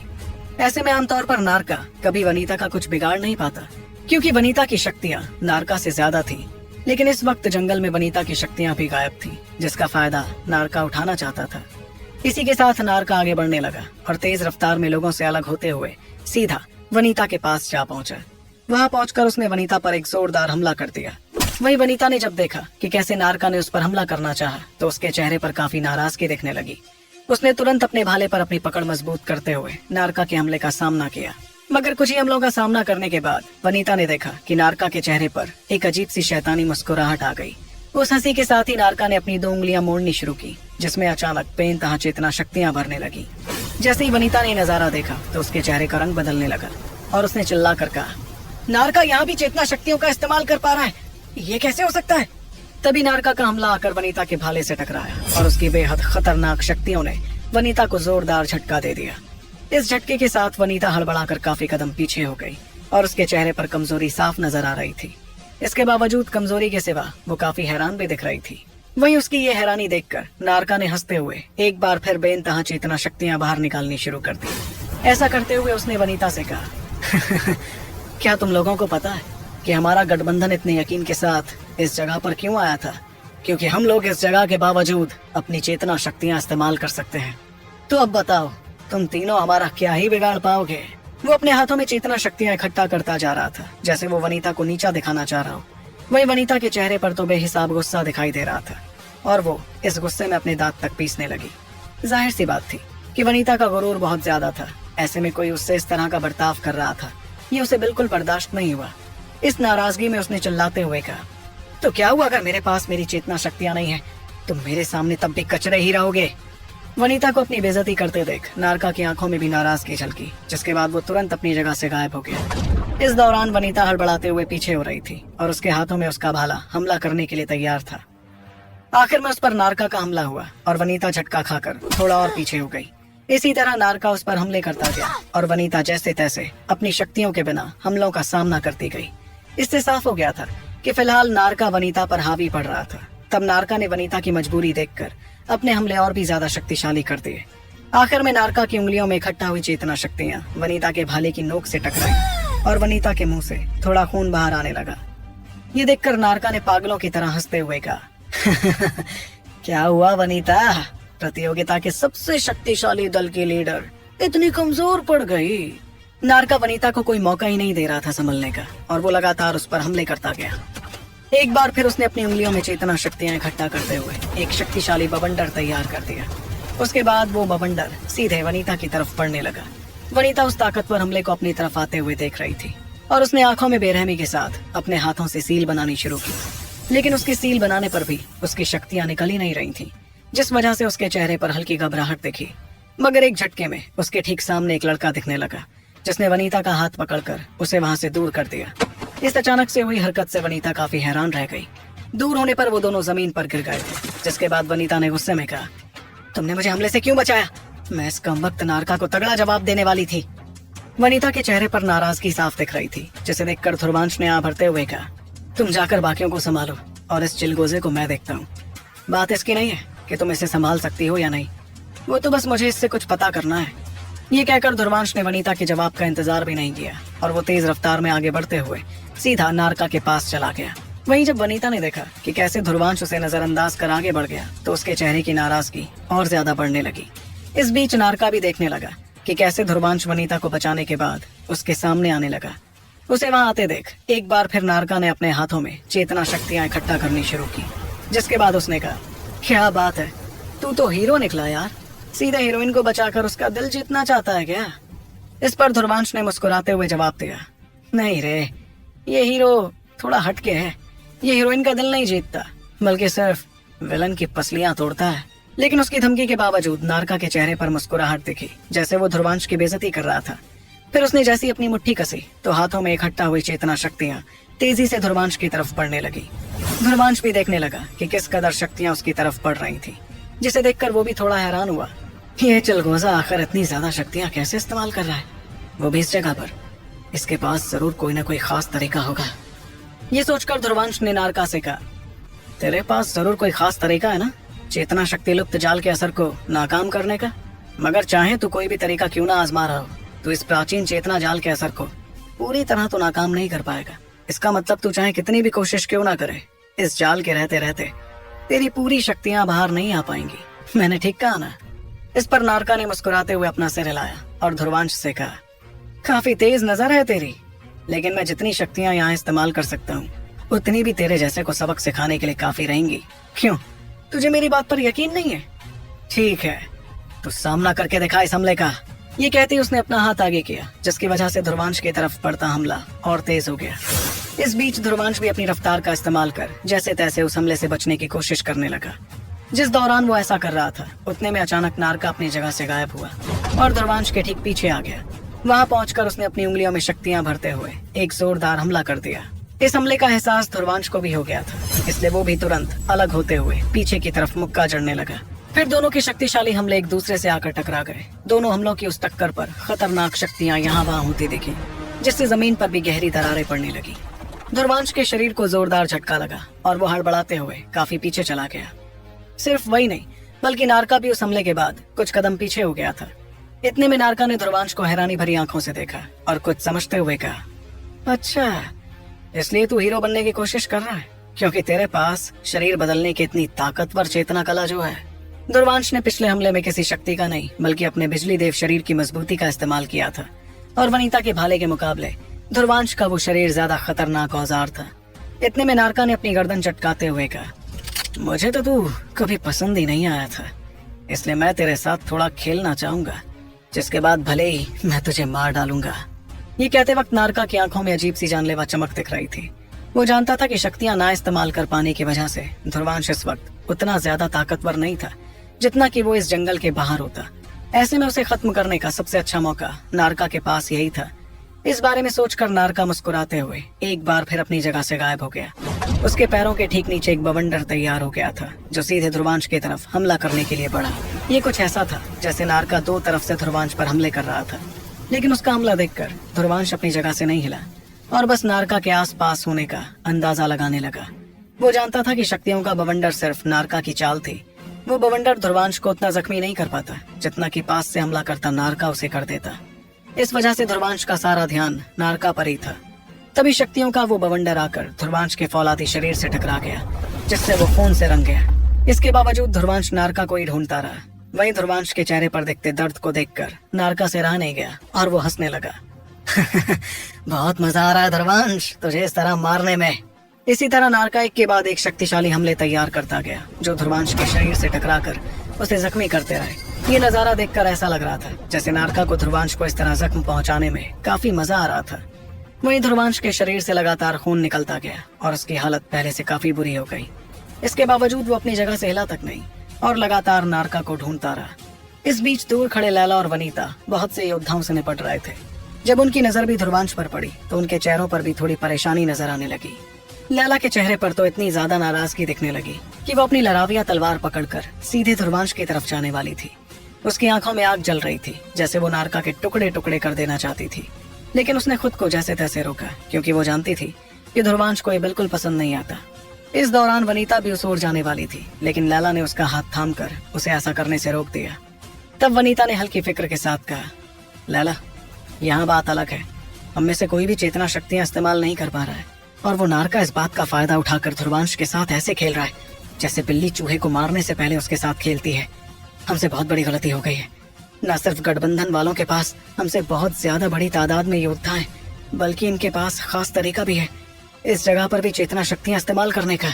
वनीता की आवाज में फिक्र साफ झलक रही थी, जिसके बावजूद लैला ने धीमी आवाज में कहा, चाहे नारका के पास कितने भी तरीके क्यों ना हो, वो फिर भी ध्रुवांश को हरा नहीं पाएगा। वो भी तब जब ध्रुवांश चेतना शक्तियों का इस्तेमाल बिल्कुल ना करे। वैसे तो ध्रुवांश की मौजूदा हालत देखकर लैला का दिल जल रहा था, लेकिन फिर भी उसने खुद को संभाला। जब वनीता ने उसकी बात सुनी तो थोड़ा झिझकने के बाद वो भी मजबूर होकर ध्रुवांश की मदद के लिए नहीं गई, बल्कि लैला और वनीता ने अपनी सारी भड़ास गठबंधन के बाकी योद्धाओं पर निकालनी शुरू कर दी थी। वो एक एक हमले में योद्धाओं को बेहोश और जख्मी करती जा रही थी। दूसरी तरफ ध्रुवांश पर ढेर सारे हमले करने के बाद नारका ने खौफनाक हंसी के साथ कहा, अरे रे, हालत तो देखो जरा इसकी। ध्रुवांश, अब मुझे तुझे और जख्मी करने में ज्यादा मजा नहीं आ रहा है, इसलिए ऐसा करते हैं कि अब तुम्हारा खेल खत्म ही कर देते हैं। ये कहते हुए वो अचानक दिखाई देने लगा और उसने एक बेहद शक्तिशाली बवंडर तैयार कर ध्रुवांश पर हमला कर दिया। शक्तियों से तैयार हुआ वो बवंडर अभी तक के सारे हमलों में सबसे ज्यादा खतरनाक था। फिर वो बड़े ही रहस्यमय अंदाज में घूमते हुए सीधे ध्रुवांश के शरीर से जाकर टकरा गया। दोनों की टक्कर पर एक दिल दहला देने वाला धमाका सुनाई पड़ा, जिसे सुनते ही लैला और वनीता के दिल एक पल के लिए थम गए। इस दौरान नारका ने ध्रुवांश की तरफ देखा तक नहीं, क्योंकि उसे पता था कि मजबूत शरीर के बावजूद ध्रुवांश इस हमले से तो बच ही नहीं सकता था। मगर एक पल बाद अचानक उसके चेहरे की मुस्कुराहट जम गई। नारका ने देखा कि ध्रुवांश खून से लथपथ हो गया था, लेकिन अभी तक अपनी जगह पर ही खड़ा था। इतने में ध्रुवांश ने अपना हाथ ऊपर किया और खून से रंगे दांत दिखाकर वो जोर जोर से हंसने लगा। बहुत बोलता है यार तू। एक बात और, तेरे मुंह से कचरे के ढेर जैसी बदबू आती है, इसलिए अपना मुंह बंद रखा कर। लेकिन अगर तू इतनी बात नहीं करता ना, तो मुझे अपने शरीर में मौजूद जहर को इकट्ठा करने का वक्त ही नहीं मिलता। इसलिए बधाई हो, तूने अपनी मौत खुद बुला ली है। इतना कहकर ध्रुवांश ने अपनी बीच की उंगली से ढेर सारा जहर निकालना शुरू कर दिया, जो तेज रफ्तार में जाकर शक्तियों से ढके नारका से टकरा गया। चेतना शक्ति लुप्त जाल भले ही शक्तियों को गायब कर सकता था, लेकिन जहर पर उसका कोई असर नहीं पड़ता था। वहीं इस जहर के टकराते ही नारका के चारों तरफ फैली चेतना शक्तियां एक झटके में तबाह हो गईं और वो उड़ते हुए बहुत दूर जा गिरा। उसका शरीर काला पड़ गया था और वो इस तरह झटका खाने लगा जैसे उसे मिर्गी का दौरा पड़ गया हो। ध्रुवांश के उस हमले के बाद चारों ओर अजीब सा सन्नाटा छा गया। गठबंधन के योद्धाओं की आंखों में खौफ था, जिसके साथ वो देखने लगे कि कैसे उनका लीडर कांपते कांपते अधमरा हो गया। तब लैला ने पास ही खड़ी वनीता के चेहरे की हैरानी देखकर मुस्कुराते हुए कहा, देखा, मैंने कहा था ना, ध्रुवांश उसे संभाल लेगा। तो क्या होगा जब ध्रुवांश और उसके साथी पहुंचेंगे खुफिया आंगन के पास, और कैसे सामना करेंगे वो लोग गठबंधन के बाकी लीडर्स का। जानने के लिए आपको सुनना होगा सुपर योद्धा, सिर्फ आपके अपने पॉकेट एफएम पर। गाइस, अगर आप लोगों को सुपर योद्धा का कुछ देर पहले जंगल के उस इलाके में जो हंगामा मचा था, वो अब अजीब सी शांति में बदल गया। अकादमियों के गठबंधन से आए योद्धा, जिनके चेहरों पर कुछ ही पल पहले खूंखार इरादा झलकता था, खौफ महसूस कर पीछे हो गए थे। इस दौरान ध्रुवांश ने नहीं, बल्कि जमीन पर अधमरे पड़े नारका को देखता गया। नारका खून से रंग चुका था और उससे खड़े तक होते नहीं बना। वो अपने टेढ़े मुंह के साथ ध्रुवांश की तरफ देखता गया और उसकी आंखों में एक अजीब सा डर था। नारका समझ गया था कि अगर ध्रुवांश अपने हमले में थोड़ा भी जहर और इस्तेमाल करता तो नारका जरूर मारा जाता। फिर कांपते हुए वो ध्रुवांश को देखता गया, लेकिन ध्रुवांश के चेहरे पर तो हल्की मुस्कुराहट आ गई। चेतना शक्तियों का इस्तेमाल किए बिना ही उसने नारका की ऐसी हालत कर दी थी। इसके पीछे वो जहर था जो ध्रुवांश ने अपनी उंगली में इकट्ठा कर रखा था। अच्छी बात ये थी कि ध्रुवांश ने कम जहर इस्तेमाल किया था, इसलिए उसके पास अभी भी काफी सारा जहर उसकी बीच वाली उंगली में था। तकलीफ बस ये थी कि बिना शक्तियों के उस जहर को बाहर लाने में ध्रुवांश को काफी वक्त लग गया था, इसलिए वो नारका के हमलों को सहन करता गया। तभी ध्रुवांश ने मुस्कुराते हुए कहा, अब बोल नारका, अभी भी लड़ना चाहेगा या फिर इतना काफी है? ये सुनते ही डर के मारे नारका का शरीर कांप उठा, मगर इस कपकपी में अचानक उसके शरीर से एक रोशनी बाहर निकल आई। वो रोशनी उड़ते हुए जंगल की गहराई की तरफ पड़ रही थी, जहाँ खुफिया आंगन था। तभी ध्रुवांश ने अपना हाथ आगे बढ़ाकर उस रोशनी को अपनी मुट्ठी में कैद कर लिया। जैसे ही नारका को देखा कि उसके शरीर से निकली रोशनी ध्रुवांश की मुट्ठी में चली गई, तो उसके चेहरे पर और ज्यादा घबराहट दिखने लगी। फिर नारका जैसे तैसे अपने शरीर की बची कुछ शक्तियां निकालकर अपने आप को परछाई में बदल पाया और शक्तियों की मदद से वो वहां से फरार हो गया। अब जो कि उनका लीडर ही वहां से भाग गया, इसलिए गठबंधन के बाकी योद्धा भी अफरा तफरी में भागने लगे। महज 1 मिनट के अंदर जंगल के उस हिस्से में अब सिर्फ ध्रुवांश, लैला और वनीता बच गए थे। ध्रुवांश ने नारका का पीछा नहीं किया, बल्कि उसने तो हाथों में रखी रोशनी पर गौर किया। तब उसे देखा कि वो चमकदार रोशनी असल में एक पत्थर की थी। उस पत्थर को गौर से देखने पर ध्रुवांश कुछ सोचने लगा, ये पत्थर जैसे मेरे पास आया, इस नारका के चेहरे पर 12 क्यों बच गए? 1 मिनट, इस पत्थर में तो कुछ लकीरें नजर आ रही हैं। वो लगातार उस पत्थर को देखता जा रहा था और तब लैला और वनीता ने भी उसके पास आकर उससे पूछा, ध्रुवांश, वो पत्थर आखिर है क्या? उनके सवाल पर ध्रुवांश ने तुरंत कोई जवाब नहीं दिया, बल्कि वो तो पत्थर को गौर से देखता गया। जब उसे उस पत्थर में से एक अजीब सी शक्ति महसूस हुई, तो उसने कुछ समझ कर कहा, इस पत्थर पर एक चेतना जाल बना हुआ है और ये चेतना जाल बहुत ज्यादा पेचीदा है। इतना कहकर ध्रुवांश एक कदम पीछे हुआ और उसने अपने शरीर से शक्तियां निकालने की कोशिश की। तब दोनों ही लड़कियां ये देखकर दंग रह गईं कि ध्रुवांश के शरीर से अब काले और सफेद रंग की चेतना शक्तियां निकल रही थीं। ये देखकर दोनों ही लड़कियों ने हैरत भरी आवाज में कहा, तुम अब अपनी शक्ति इस्तेमाल कर पा रहे हो।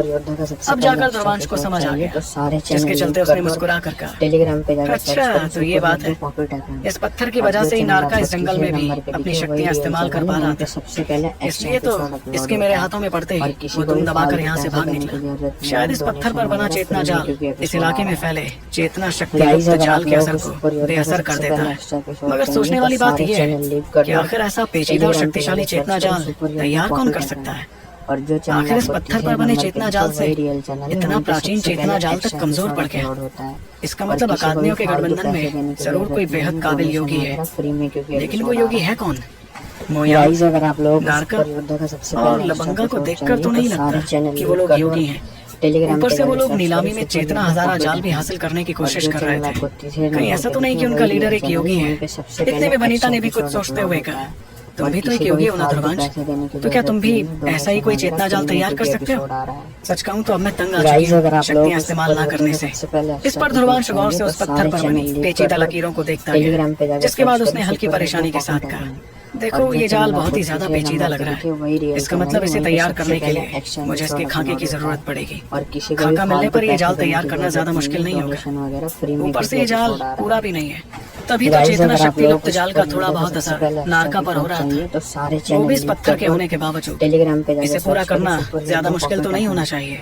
ये कहते हुए वो मुस्कुराने लगा, क्योंकि उसे अपनी काबिलियत पर बहुत ज्यादा यकीन था। आखिर उसकी माँ एक त्रिकालदर्शी योगी जो थी, ऐसे में उसे योगी होने की काबिलियत खून में तो मिलती है। तब लैला ने ध्रुवांश के चेहरे की मुस्कुराहट देखकर हल्की खुशी के साथ कहा, उस बेवकूफ नारका ने अनचाहे भी हमें इतना अच्छा तोहफा थमा दिया है। अपनी शक्तियों के बिना खुफिया आंगन तक पहुंचना तो हमारे लिए बहुत ज्यादा मुश्किल और खतरनाक होता। उसके बाद ध्रुवांश पास ही की एक जगह देखकर बैठ गया और वो उस पत्थर को पकड़कर कहने लगा, मुझे थोड़ा वक्त दो, देखना कोई हमला न कर पाए। अपनी बात कहते उसने अपना पूरा ध्यान उस पत्थर पर बनी लकीरों पर लगा दिया और वो उसे अच्छी तरह समझने की कोशिश करने लगा। कुछ देर की मेहनत के बाद वो उस अधूरे चेतना जाल का भी एक खाका अपनी तेज समझ की वजह से तैयार कर पाया। इस दौरान लैला और वनीता उसके पास ही बैठी थी और आसपास नजर रख रही थी। आंखें बंद करके ध्रुवांश अपने हाथों से सील बनाता गया, जिसके साथ ही उस पत्थर पर बनी लकीरों में थोड़ा बहुत बदलाव हो रहा था। ये बदलाव इस बात का था कि ध्रुवांश उस चेतना जाल को पूरा कर रहा था। तकरीबन 15 मिनट बाद ध्रुवांश ने धीरे से अपनी आंखें खोली और मुस्कुराते हुए उस पत्थर को देखा। इतने में वनीता से रहा नहीं गया और उसने ध्रुवांश से पूछा, क्या काम पूरा हुआ? इस पत्थर पर बना चेतना जाल अब तो अधूरा नहीं है ना? ये सवाल सुनकर ध्रुवांश अपना सर हिलाने लगा, जिसके बाद उसने वो पत्थर लैला को पकड़ा दिया। फिर लैला ने भी उसे पकड़ते हुए अपने शरीर से बेइंतहा शक्तियां निकालनी शुरू की, जिनके बाहर आते ही उसके चेहरे पर बड़ी सी मुस्कान आ गई। इस खुशी के साथ ही लैला ने कहा, ये तो सच में चेतना शक्ति लुप्त जाल के असर को खत्म कर पाता है, कमाल है। इतने में वनीता ने ध्रुवांश की तरफ देखकर हड़बड़ाते हुए उससे पूछा, ध्रुवांश क्या तुम ऐसे 2 और पत्थर तैयार कर सकते हो जिनकी मदद से बाकी दोनों के पास भी ऐसा एक चेतना जाल हो जाए? इस पर ध्रुवांश ने हामी भरते हुए कहा, हाँ बना तो दूंगा, लेकिन उन दोनों का असर इस पत्थर जितना नहीं होगा। आखिर इस पत्थर को बहुत वक्त लेकर बनाया गया है, जबकि मैं जो पत्थर बनाऊंगा वो जल्दबाजी में तैयार होंगे। लेकिन उसकी बात सुनकर वनीता ने अपनी मुट्ठी कसते हुए कहा, मुझे कोई फर्क नहीं पड़ता कि वो कम असरदार हो या ज्यादा, मुझे तो बस दोबारा अपनी शक्तियां इस्तेमाल करनी है। एक बार मेरी शक्तियां वापस तो आ जाएं, फिर देखो कैसे मैं इन गठबंधन वालों की बैंड बजाती हूँ। उसके चेहरे पर काफी नाराजगी दिख रही थी, क्योंकि नारका ने उसके पास शक्तियां न होने का काफी फायदा उठाया था। अब जो कि वनीता को मौका मिल गया था अपनी शक्तियां इस्तेमाल करने का, तो वो गठबंधन के योद्धाओं से अपनी बेइज्जती का बदला लेने के लिए बेकरार थे। वहीं उसके चेहरे की नाराजगी को देखकर ध्रुवांश मुस्कुराने लगा, जिसके बाद उसने कहा, नारका को तो ये लड़की अब जिंदा नहीं छोड़ेगी। उसके बाद ध्रुवांश ने पासी से 2 पत्थर इकट्ठा किए, जिन्हें वो अपने हाथों में पकड़कर दोबारा आंखें बंद करने लगा। उसकी शक्तियां निकलकर जैसे जैसे इन पत्थरों पर जाती गईं, वैसे वैसे इन पत्थरों पर चमकदार लकीरें बनने लगी। इसी तरह ध्रुवांश को आधा घंटा और लगा दोनों पत्थरों पर चेतना जाल तैयार करने के लिए।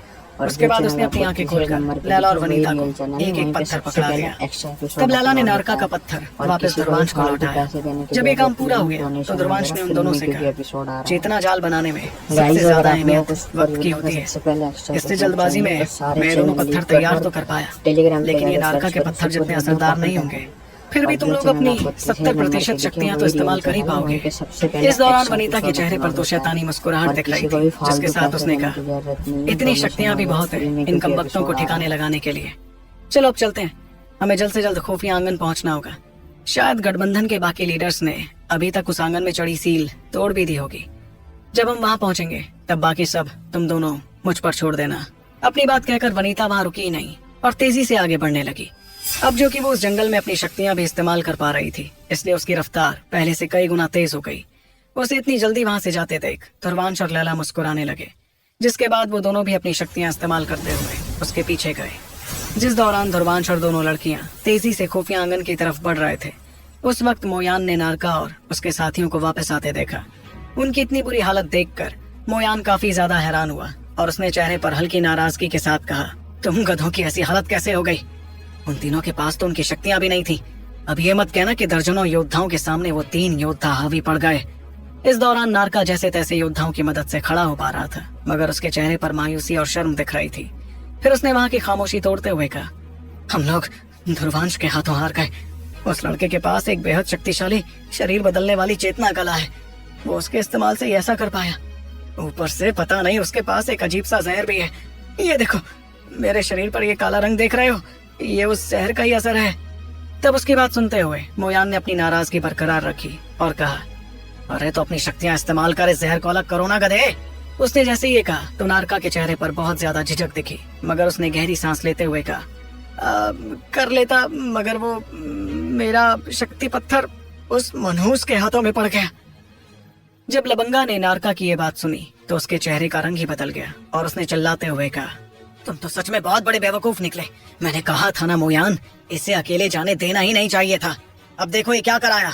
जाहिर सी बात थी कि इस इलाके में वो तीनों इतने ज्यादा गुरूर के साथ इसलिए थे क्योंकि उनके पास उनकी शक्तियां थी, बल्कि इन शक्तियों की वजह से ही उन्हें वनीता और ध्रुवांश जैसे शक्तिशाली योद्धाओं से भी जरा भी डर नहीं लग रहा था। मगर नारका का वो पत्थर खो देना इन तीनों के लिए बहुत बड़ी मुश्किल खड़ी कर सकता था। इस बीच मोयान के चेहरे पर भी बेइंतहा नाराजगी दिख रही थी, जिसे देखकर लबंगा ने कहा, अब हम क्या करें? वो ध्रुवांश जरूर पत्थर की मदद से शक्तियां इस्तेमाल करते हुए यहाँ पहुँचने ही वाला होगा। उसकी इस बात पर मोयान एक पल के लिए कुछ सोचने लगा, जिसके बाद उसने जवाब दिया, कोई बात नहीं, आने दो उन्हें। जो पत्थर तुम दोनों के पास था वो वक्त की कमी के चलते पूरा नहीं हो पाया था, इसलिए उस अधूरे पत्थर के जरिए सिर्फ आधी शक्तियां इस्तेमाल की जा सकती हैं। अगर ध्रुवांश को वो पत्थर मिल भी गया तो भी उन तीनों में से सिर्फ एक ही अपनी आधी शक्तियां इस्तेमाल कर पाएगा, इसलिए घबराने की कोई बात नहीं है। ऊपर से खुफिया आंगन पर चढ़ी ये सील अब टूटने ही वाली है। भैया की बातों के मुताबिक हम बहुत जल्द यहाँ के चेतना जाल को काबू कर लेंगे। तब हम सभी की शक्तियाँ एकजुट होकर किसी पर भी हावी पड़ सकती है। ऐसे में ध्रुवांश और उसके साथी तो क्या, अच्छे खासी अकादमियाँ यहाँ हमारा कुछ नहीं बिगाड़ पाएंगी। मोयान की बात सुनकर ही लबंगा और नारका की जान में जान आई। एक पल बाद मोयान ने अपने हाथों में जलती रोशनी सीधे सामने दिखती इमारत की लकीरों पर भेजते हुए कहा, सभी लोग यहाँ इकट्ठा हो जाओ। जिस घड़ी का हम सभी को इंतजार था वो घड़ी आ गई है। उसके हाथों की रोशनी जैसे इमारत पर बनी लकीरों पर गई तो वो लकीरें एक झटके में पूरी तरह गायब हो गई। वो पहले से ही काफी कमजोर हो चुकी थी, इसलिए उन्हें गायब होने में वक्त नहीं लगा। नारका और लबंगा ने भी अपने सिर हिलाए और एक के बाद एक ढेर सारे लोग उस इमारत को चारों तरफ से घेरने लगे। इस दौरान जो योद्धा आसपास निगरानी रखे हुए थे वो भी वहाँ इकट्ठा हो गए। कुछ देर तक वहाँ खामोशी छाई रही और वक्त धीरे धीरे गुजरता गया। थोड़ी देर के बाद नारका और लबंगा को जंगल में किसी के कदमों की आहट सुनाई थी, जो उनके बेहद नजदीक आ गई थी। जब उन दोनों ने अपनी नजरें उस ओर की तो उन्हें जंगल में से 3 परछाइयां बाहर आती दिखी। ये तीनों थे ध्रुवांश, लैला और वनीता। तभी ध्रुवांश ने वहां इकट्ठा हुई भीड़ को देखकर मुस्कुराते हुए कहा, क्या बात है, लगता है यहाँ तो कोई दावत चल रही है। तब नारका ने चेहरे पर गुस्से के साथ चिल्लाया, ध्रुवांश, इतना गुरूर दिखाने की कोई जरूरत नहीं है। हम जानते हैं कि तुझे उस शक्ति पत्थर का राज पता चल गया होगा, लेकिन सिर्फ उस पत्थर को हासिल कर तू हमारे गठबंधन को हरा नहीं पाएगा। तुझे शायद पता नहीं है, लेकिन उस पत्थर के जरिए तू सिर्फ अपनी आधी शक्तियां इस्तेमाल कर सकता है, और तेरी विकटवीर शक्तियों के हिसाब से उसकी आधी शक्तियां तो ना के बराबर होंगी। इस पर ध्रुवांश ने मुस्कुराहट बरकरार रखते हुए कहा, अच्छा तो उसे शक्ति पत्थर कहते हैं। वैसे एक बात तो मुझे माननी पड़ेगी यार, कि उसे बनाने वाला वाकई कोई पहुंची हुई चीज है, और मैं जानता हूँ कि तुम तीनों से तो ये काम हो ही नहीं पाएगा। खैर, गाइस तुम्हारी अगर आप गलतफहमी लोग दूर उस करना पर चाहूंगा। सबसे पहले ये शक्ति एक्स्ट्रा पत्थर पे मुझे पहुंच आदि जाइए नहीं, तो सारे पूरी चैनल शक्तियां लीव कर इस्तेमाल दो। करने देगा। टेलीग्राम ये पे कहते ही जाकर उसने अपने सर्च करो शरीर से सुपर बेइंतहा योद्धा चेतना पॉकेट शक्तियां एफएम। बाहर निकालनी और शुरू जो कर चैनल दी, आपको जिसे तीसरे देखते ही नंबर वहां पे दिखे मौजूद वही रियल गठबंधन के चैनल है, योद्धाओं वहीं के पे चेहरों का सबसे रंग पहले बदलने एक्स्ट्रा लगा। एपिसोड तो क्या अपलोड होता गठबंधन है। के योद्धाओं और के किसी को भी बावजूद फालतू खुफिया आंगन पैसे तक देने के पहुंचने लिए में अगर कामयाब होंगे डोनेशन ध्रुवांश वगैरह और उसके फ्री में साथी? क्योंकि एपिसोड आ रहा है। जानने के लिए आपको सुनना होगा सुपर योद्धा, सिर्फ आपके अपने पॉकेट एफएम पर। खुफिया आंगन में चारों तरफ सुनहरी रोशनी फैल गई थी, जिसमें वनीता अपना सुनहरा भाला पकड़े हुए थी। उसके चेहरे पर फिलहाल बेरहमी नजर आ रही थी और उसकी चेतना शक्तियों के दबाव से गठबंधन के योद्धा थोड़ा घबराने लगे। इस दौरान मोयान ने भी उसकी शक्तियां बाहर आते देख गुस्से में चिल्लाया, वनीता, इस मामले को बहुत आगे मत ले जाओ। हमारे अकादमियों के गठबंधन ने कभी गुलाबी शिकारी अकादमी को अपना दुश्मन नहीं माना है। ऐसे में तुम हमारे खिलाफ इस तरह का बर्ताव क्यों कर रही हो?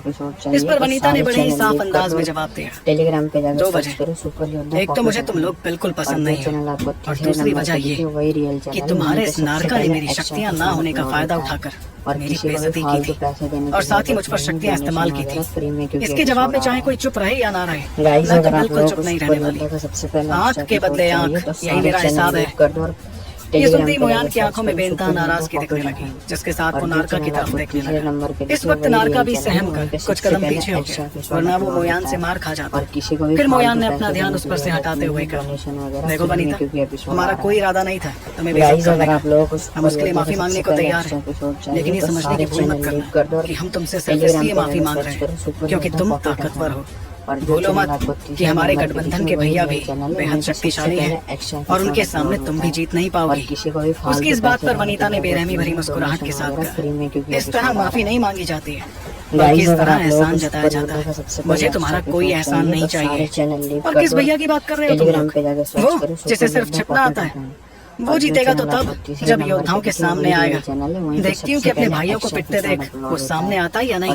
इतना कहती वनीता के चेहरे की मुस्कुराहट और ज्यादा खूंखार हो गई और वो तुरंत अपनी जगह से गायब होते हुए सामने जाने लगी। इस दौरान उसके भाले से निकलती सुनहरी रोशनी ने गठबंधन के सैकड़ों योद्धाओं पर इतना ज्यादा दबाव बना दिया था कि वो चाहकर भी अपनी जगह से हिल भी नहीं पा रहे थे। कुछ योद्धा तो झटका खाकर बहुत पीछे जाते थे और यहाँ वहाँ खून की उल्टी करते थे। महज कुछ ही पलों में एक अकेली वनीता ने गठबंधन के सैकड़ों योद्धाओं की इतनी बुरी हालत कर दी थी। तभी मोयान के चेहरे का रंग लाल हो गया और वो गुस्से में चिल्लाया, वनीता बस, तुमने अब सारी हदें पार कर दी हैं। ये कहकर वो भी अपनी जगह से आगे बढ़ा और उसने भी अपने शरीर से बेइंतहा चेतना शक्तियां बाहर निकालनी शुरू की। उसने हाथों में एक ताकतवर तलवार ले रखी थी, जिसका इस्तेमाल उसने वनीता पर हमला करने के लिए किया। इस दौरान जब दूर खड़े ध्रुवांश ने देखा कि मोयान किस कदर शक्तियां बाहर निकाल रहा है, तो उसके चेहरे पर हल्की हैरानी दिखने लगी। इस हैरानी के साथ ही ध्रुवांश ने मनी मन सोचा, ये मोयान तो अपनी सारी शक्तियां निकालने में कामयाब हुआ। इसका मतलब इसके पास जो शक्ति पत्थर है वो नारका के अधूरे पत्थर जैसा नहीं है। इस बीच वनीता ने भी मोयान की बेहिसाब शक्तियां देखी, मगर उसके चेहरे पर तो कोई फर्क ही नहीं पड़ा। उसने अपने हाथों में लिए भाले की चमक और ज्यादा तेज कर दी, जिसके बाद उसने घूमते हुए मोयान पर हमला कर दिया। हर कोई देख रहा था कि उसके उस हमले से भाले से निकलती सुनहरी रोशनी अचानक एक शिकारी पंछी में बदलने लगी, जो चिंगारते हुए मोयान की तरफ बढ़ रहा था।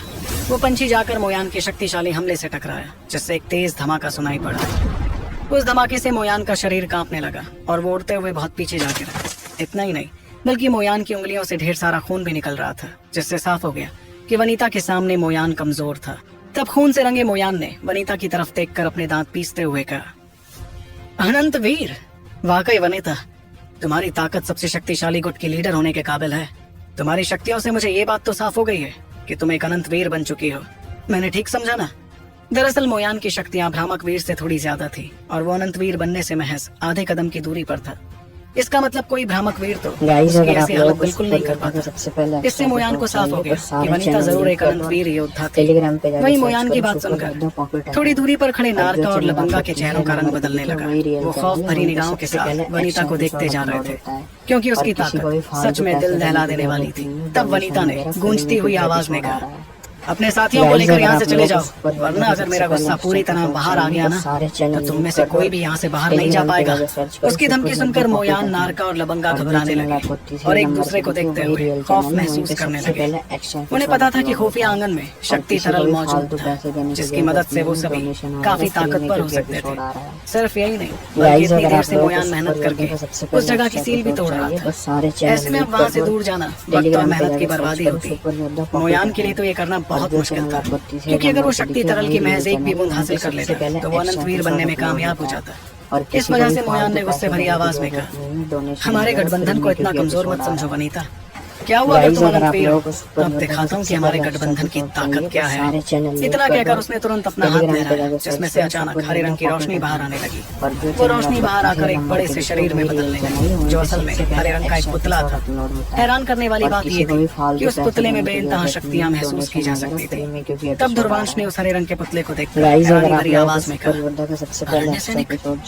मोयान के पास एक अरण्य सैनिक है। टेलीग्राम पे जाकर दूसरी तरफ उस पुतले को बाहर निकालकर मोयान ने गुरूर भरी आवाज में कहा, वनीता, ये हमारा अरण्य सैनिक है। इसकी शक्तियां हैं अनंत वीर जितनी। गठबंधन को धमकी दोगी? अब आओ सामना करो इसका। इस पर वनीता ने तो बड़े ही साफ अंदाज में जवाब दिया, तुम लकड़ी के एक टूटे हुए टुकड़े से खुद को मुझसे बचाना चाह रहे हो? ठीक है, मैं दिखाती हूँ कि एक जीते जागते इंसान की ताकत क्या होती है। मगर इससे पहले कि वनीता आगे बढ़ती, अचानक ध्रुवांश ने उसे रोकते हुए कहा, वनीता, इस अरण्य सैनिक को तुम मुझ पर छोड़ दो। जैसे ही ध्रुवांश ने वनीता को आगे बढ़ने से रोका, वनीता के चेहरे पर हल्की हैरानी दिखी। वहीं मोयान के चेहरे पर तो बेहिसाब खुशी दिख रही थी, जैसे वो ध्रुवांश का मजाक उड़ा रहा हो। तब मोयान ने गुरूर भरी आवाज में कहा, तुम सामना करोगे इसका? तो क्या हुआ अगर तुम्हारे पास कुछ काबिल हुक्म के एक अनंत वीर अरण्य सैनिक का सामना करना हर किसी के बस की बात नहीं होती है। लेकिन उसकी बात सुनते वक्त ध्रुवांश के चेहरे पर तो हल्की मुस्कुराहट बरकरार थी, जिसके साथ उसने अपना सिर हिलाते हुए कहा, बिल्कुल ठीक कहा तुमने।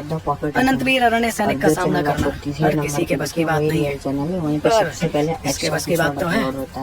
ये कहते हुए उसने अपना हाथ लहराया, जिसमें से ढेर सारी रोशनी निकलकर सामने खड़े एक बड़े से शरीर में बदलने लगी।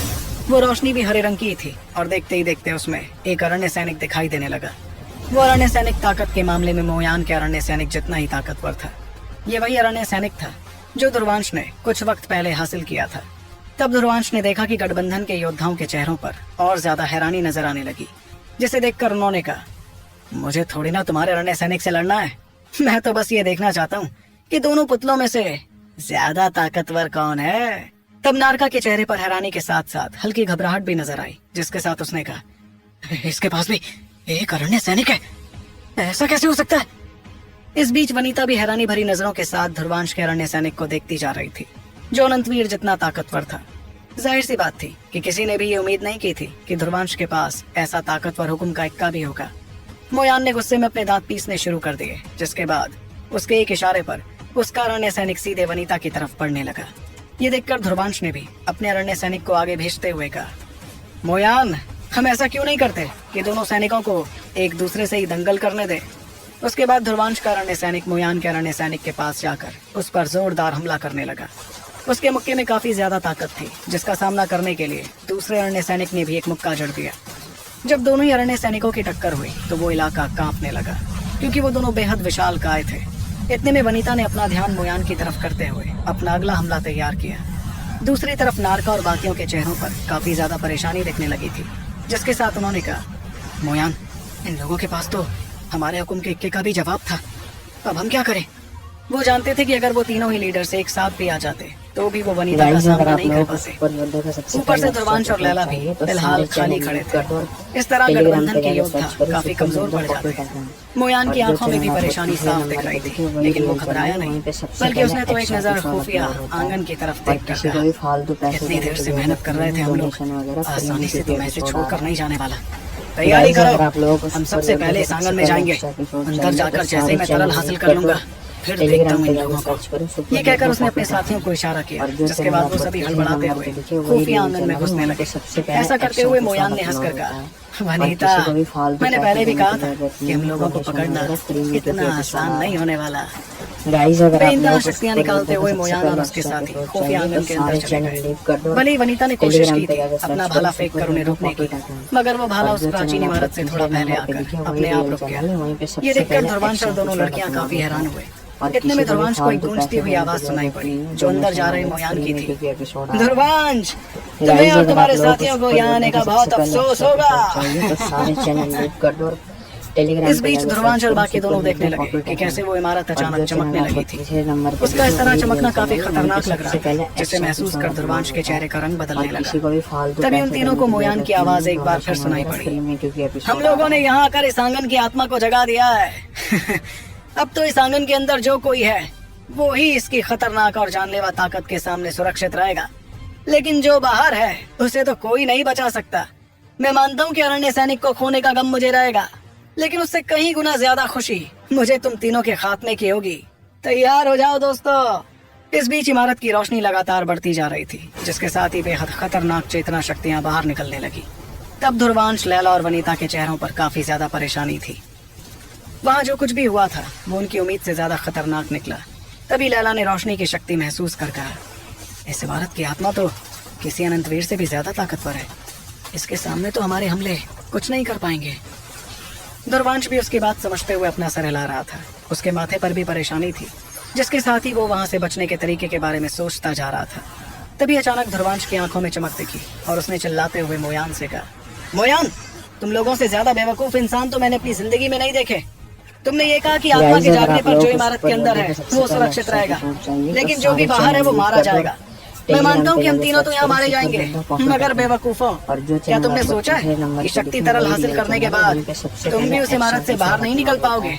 तो क्या तुम्हारा इरादा जिंदगी भर इस प्राचीन खंडर में ही रहने का है? ध्रुवांश की बात सुनते ही अचानक मोयान के चेहरे की हंसी एक झटके में गायब हो गई। वो भी समझ रहा था कि ध्रुवांश की बात बिल्कुल जायज थी।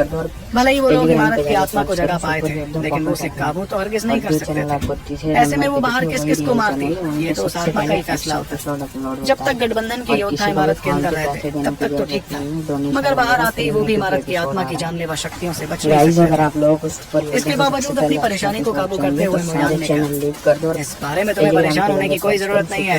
हम लोग कोई ना कोई तरीका निकाल ही लेंगे यहाँ से बाहर जाने का। मोयान जानता था कि फिलहाल तो सबसे जरूरी मसला ध्रुवांश और उसके साथियों से निपटने का था।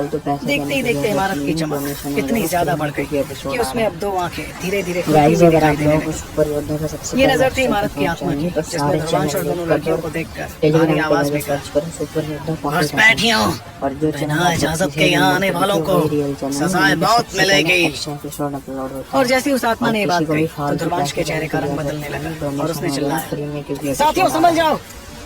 पूरे इलाके में चेतना शक्तियों का सैलाब आने लगा और वो शक्तियां एक ही झटके में वनीता के ठीक सामने पहुंच गई। उसके बाद चेतना शक्तियों ने वनीता पर एक जोरदार हमला कर दिया। वनीता भी समझ रही थी कि वो हमला इतना ज्यादा ताकतवर था, इसलिए वो भी काफी परेशान दिखने लगी, लेकिन उसने अपने भाले से सारी शक्तियां निकालकर जैसे तैसे उस हमले का सामना किया। और जैसे दोनों हमले एक दूसरे से टकराए तो चेतना शक्तियां यहाँ वहाँ फैलती दिखी और वनीता का शरीर उड़ते हुए बहुत पीछे जा गिरा। इस बीच ध्रुवांश हड़बड़ा कर वनीता के पास गया ताकि वो उसे वहाँ से ले जा सके, लेकिन खुफिया आंगन की आत्मा ने बेरहमी से अब उन दोनों को ही अपना निशाना बना लिया। एक बार फिर खतरनाक चेतना शक्तियां आसपास इकट्ठा होने लगी, जो एक झटके में ध्रुवांश और वनीता की तरफ पड़ी। इस बार लैला अचानक उन दोनों के पास आ गई और उसने लराविया तलवार से ढेर सारी रोशनी निकालकर उस हमले का सामना किया, मगर तब वनीता ने चेहरे पर घबराहट के साथ कहा, इस आत्मा की शक्तियां चरम के अनंतवीर जितनी हैं, तो आखिर कैसे सामना करेंगे ध्रुवांश और उसके साथी खुफिया आंगन की शक्तिशाली आत्मा का? जानने के लिए आपको सुनना होगा सुपर योद्धा, सिर्फ आपके अपने पॉकेट एफएम पर।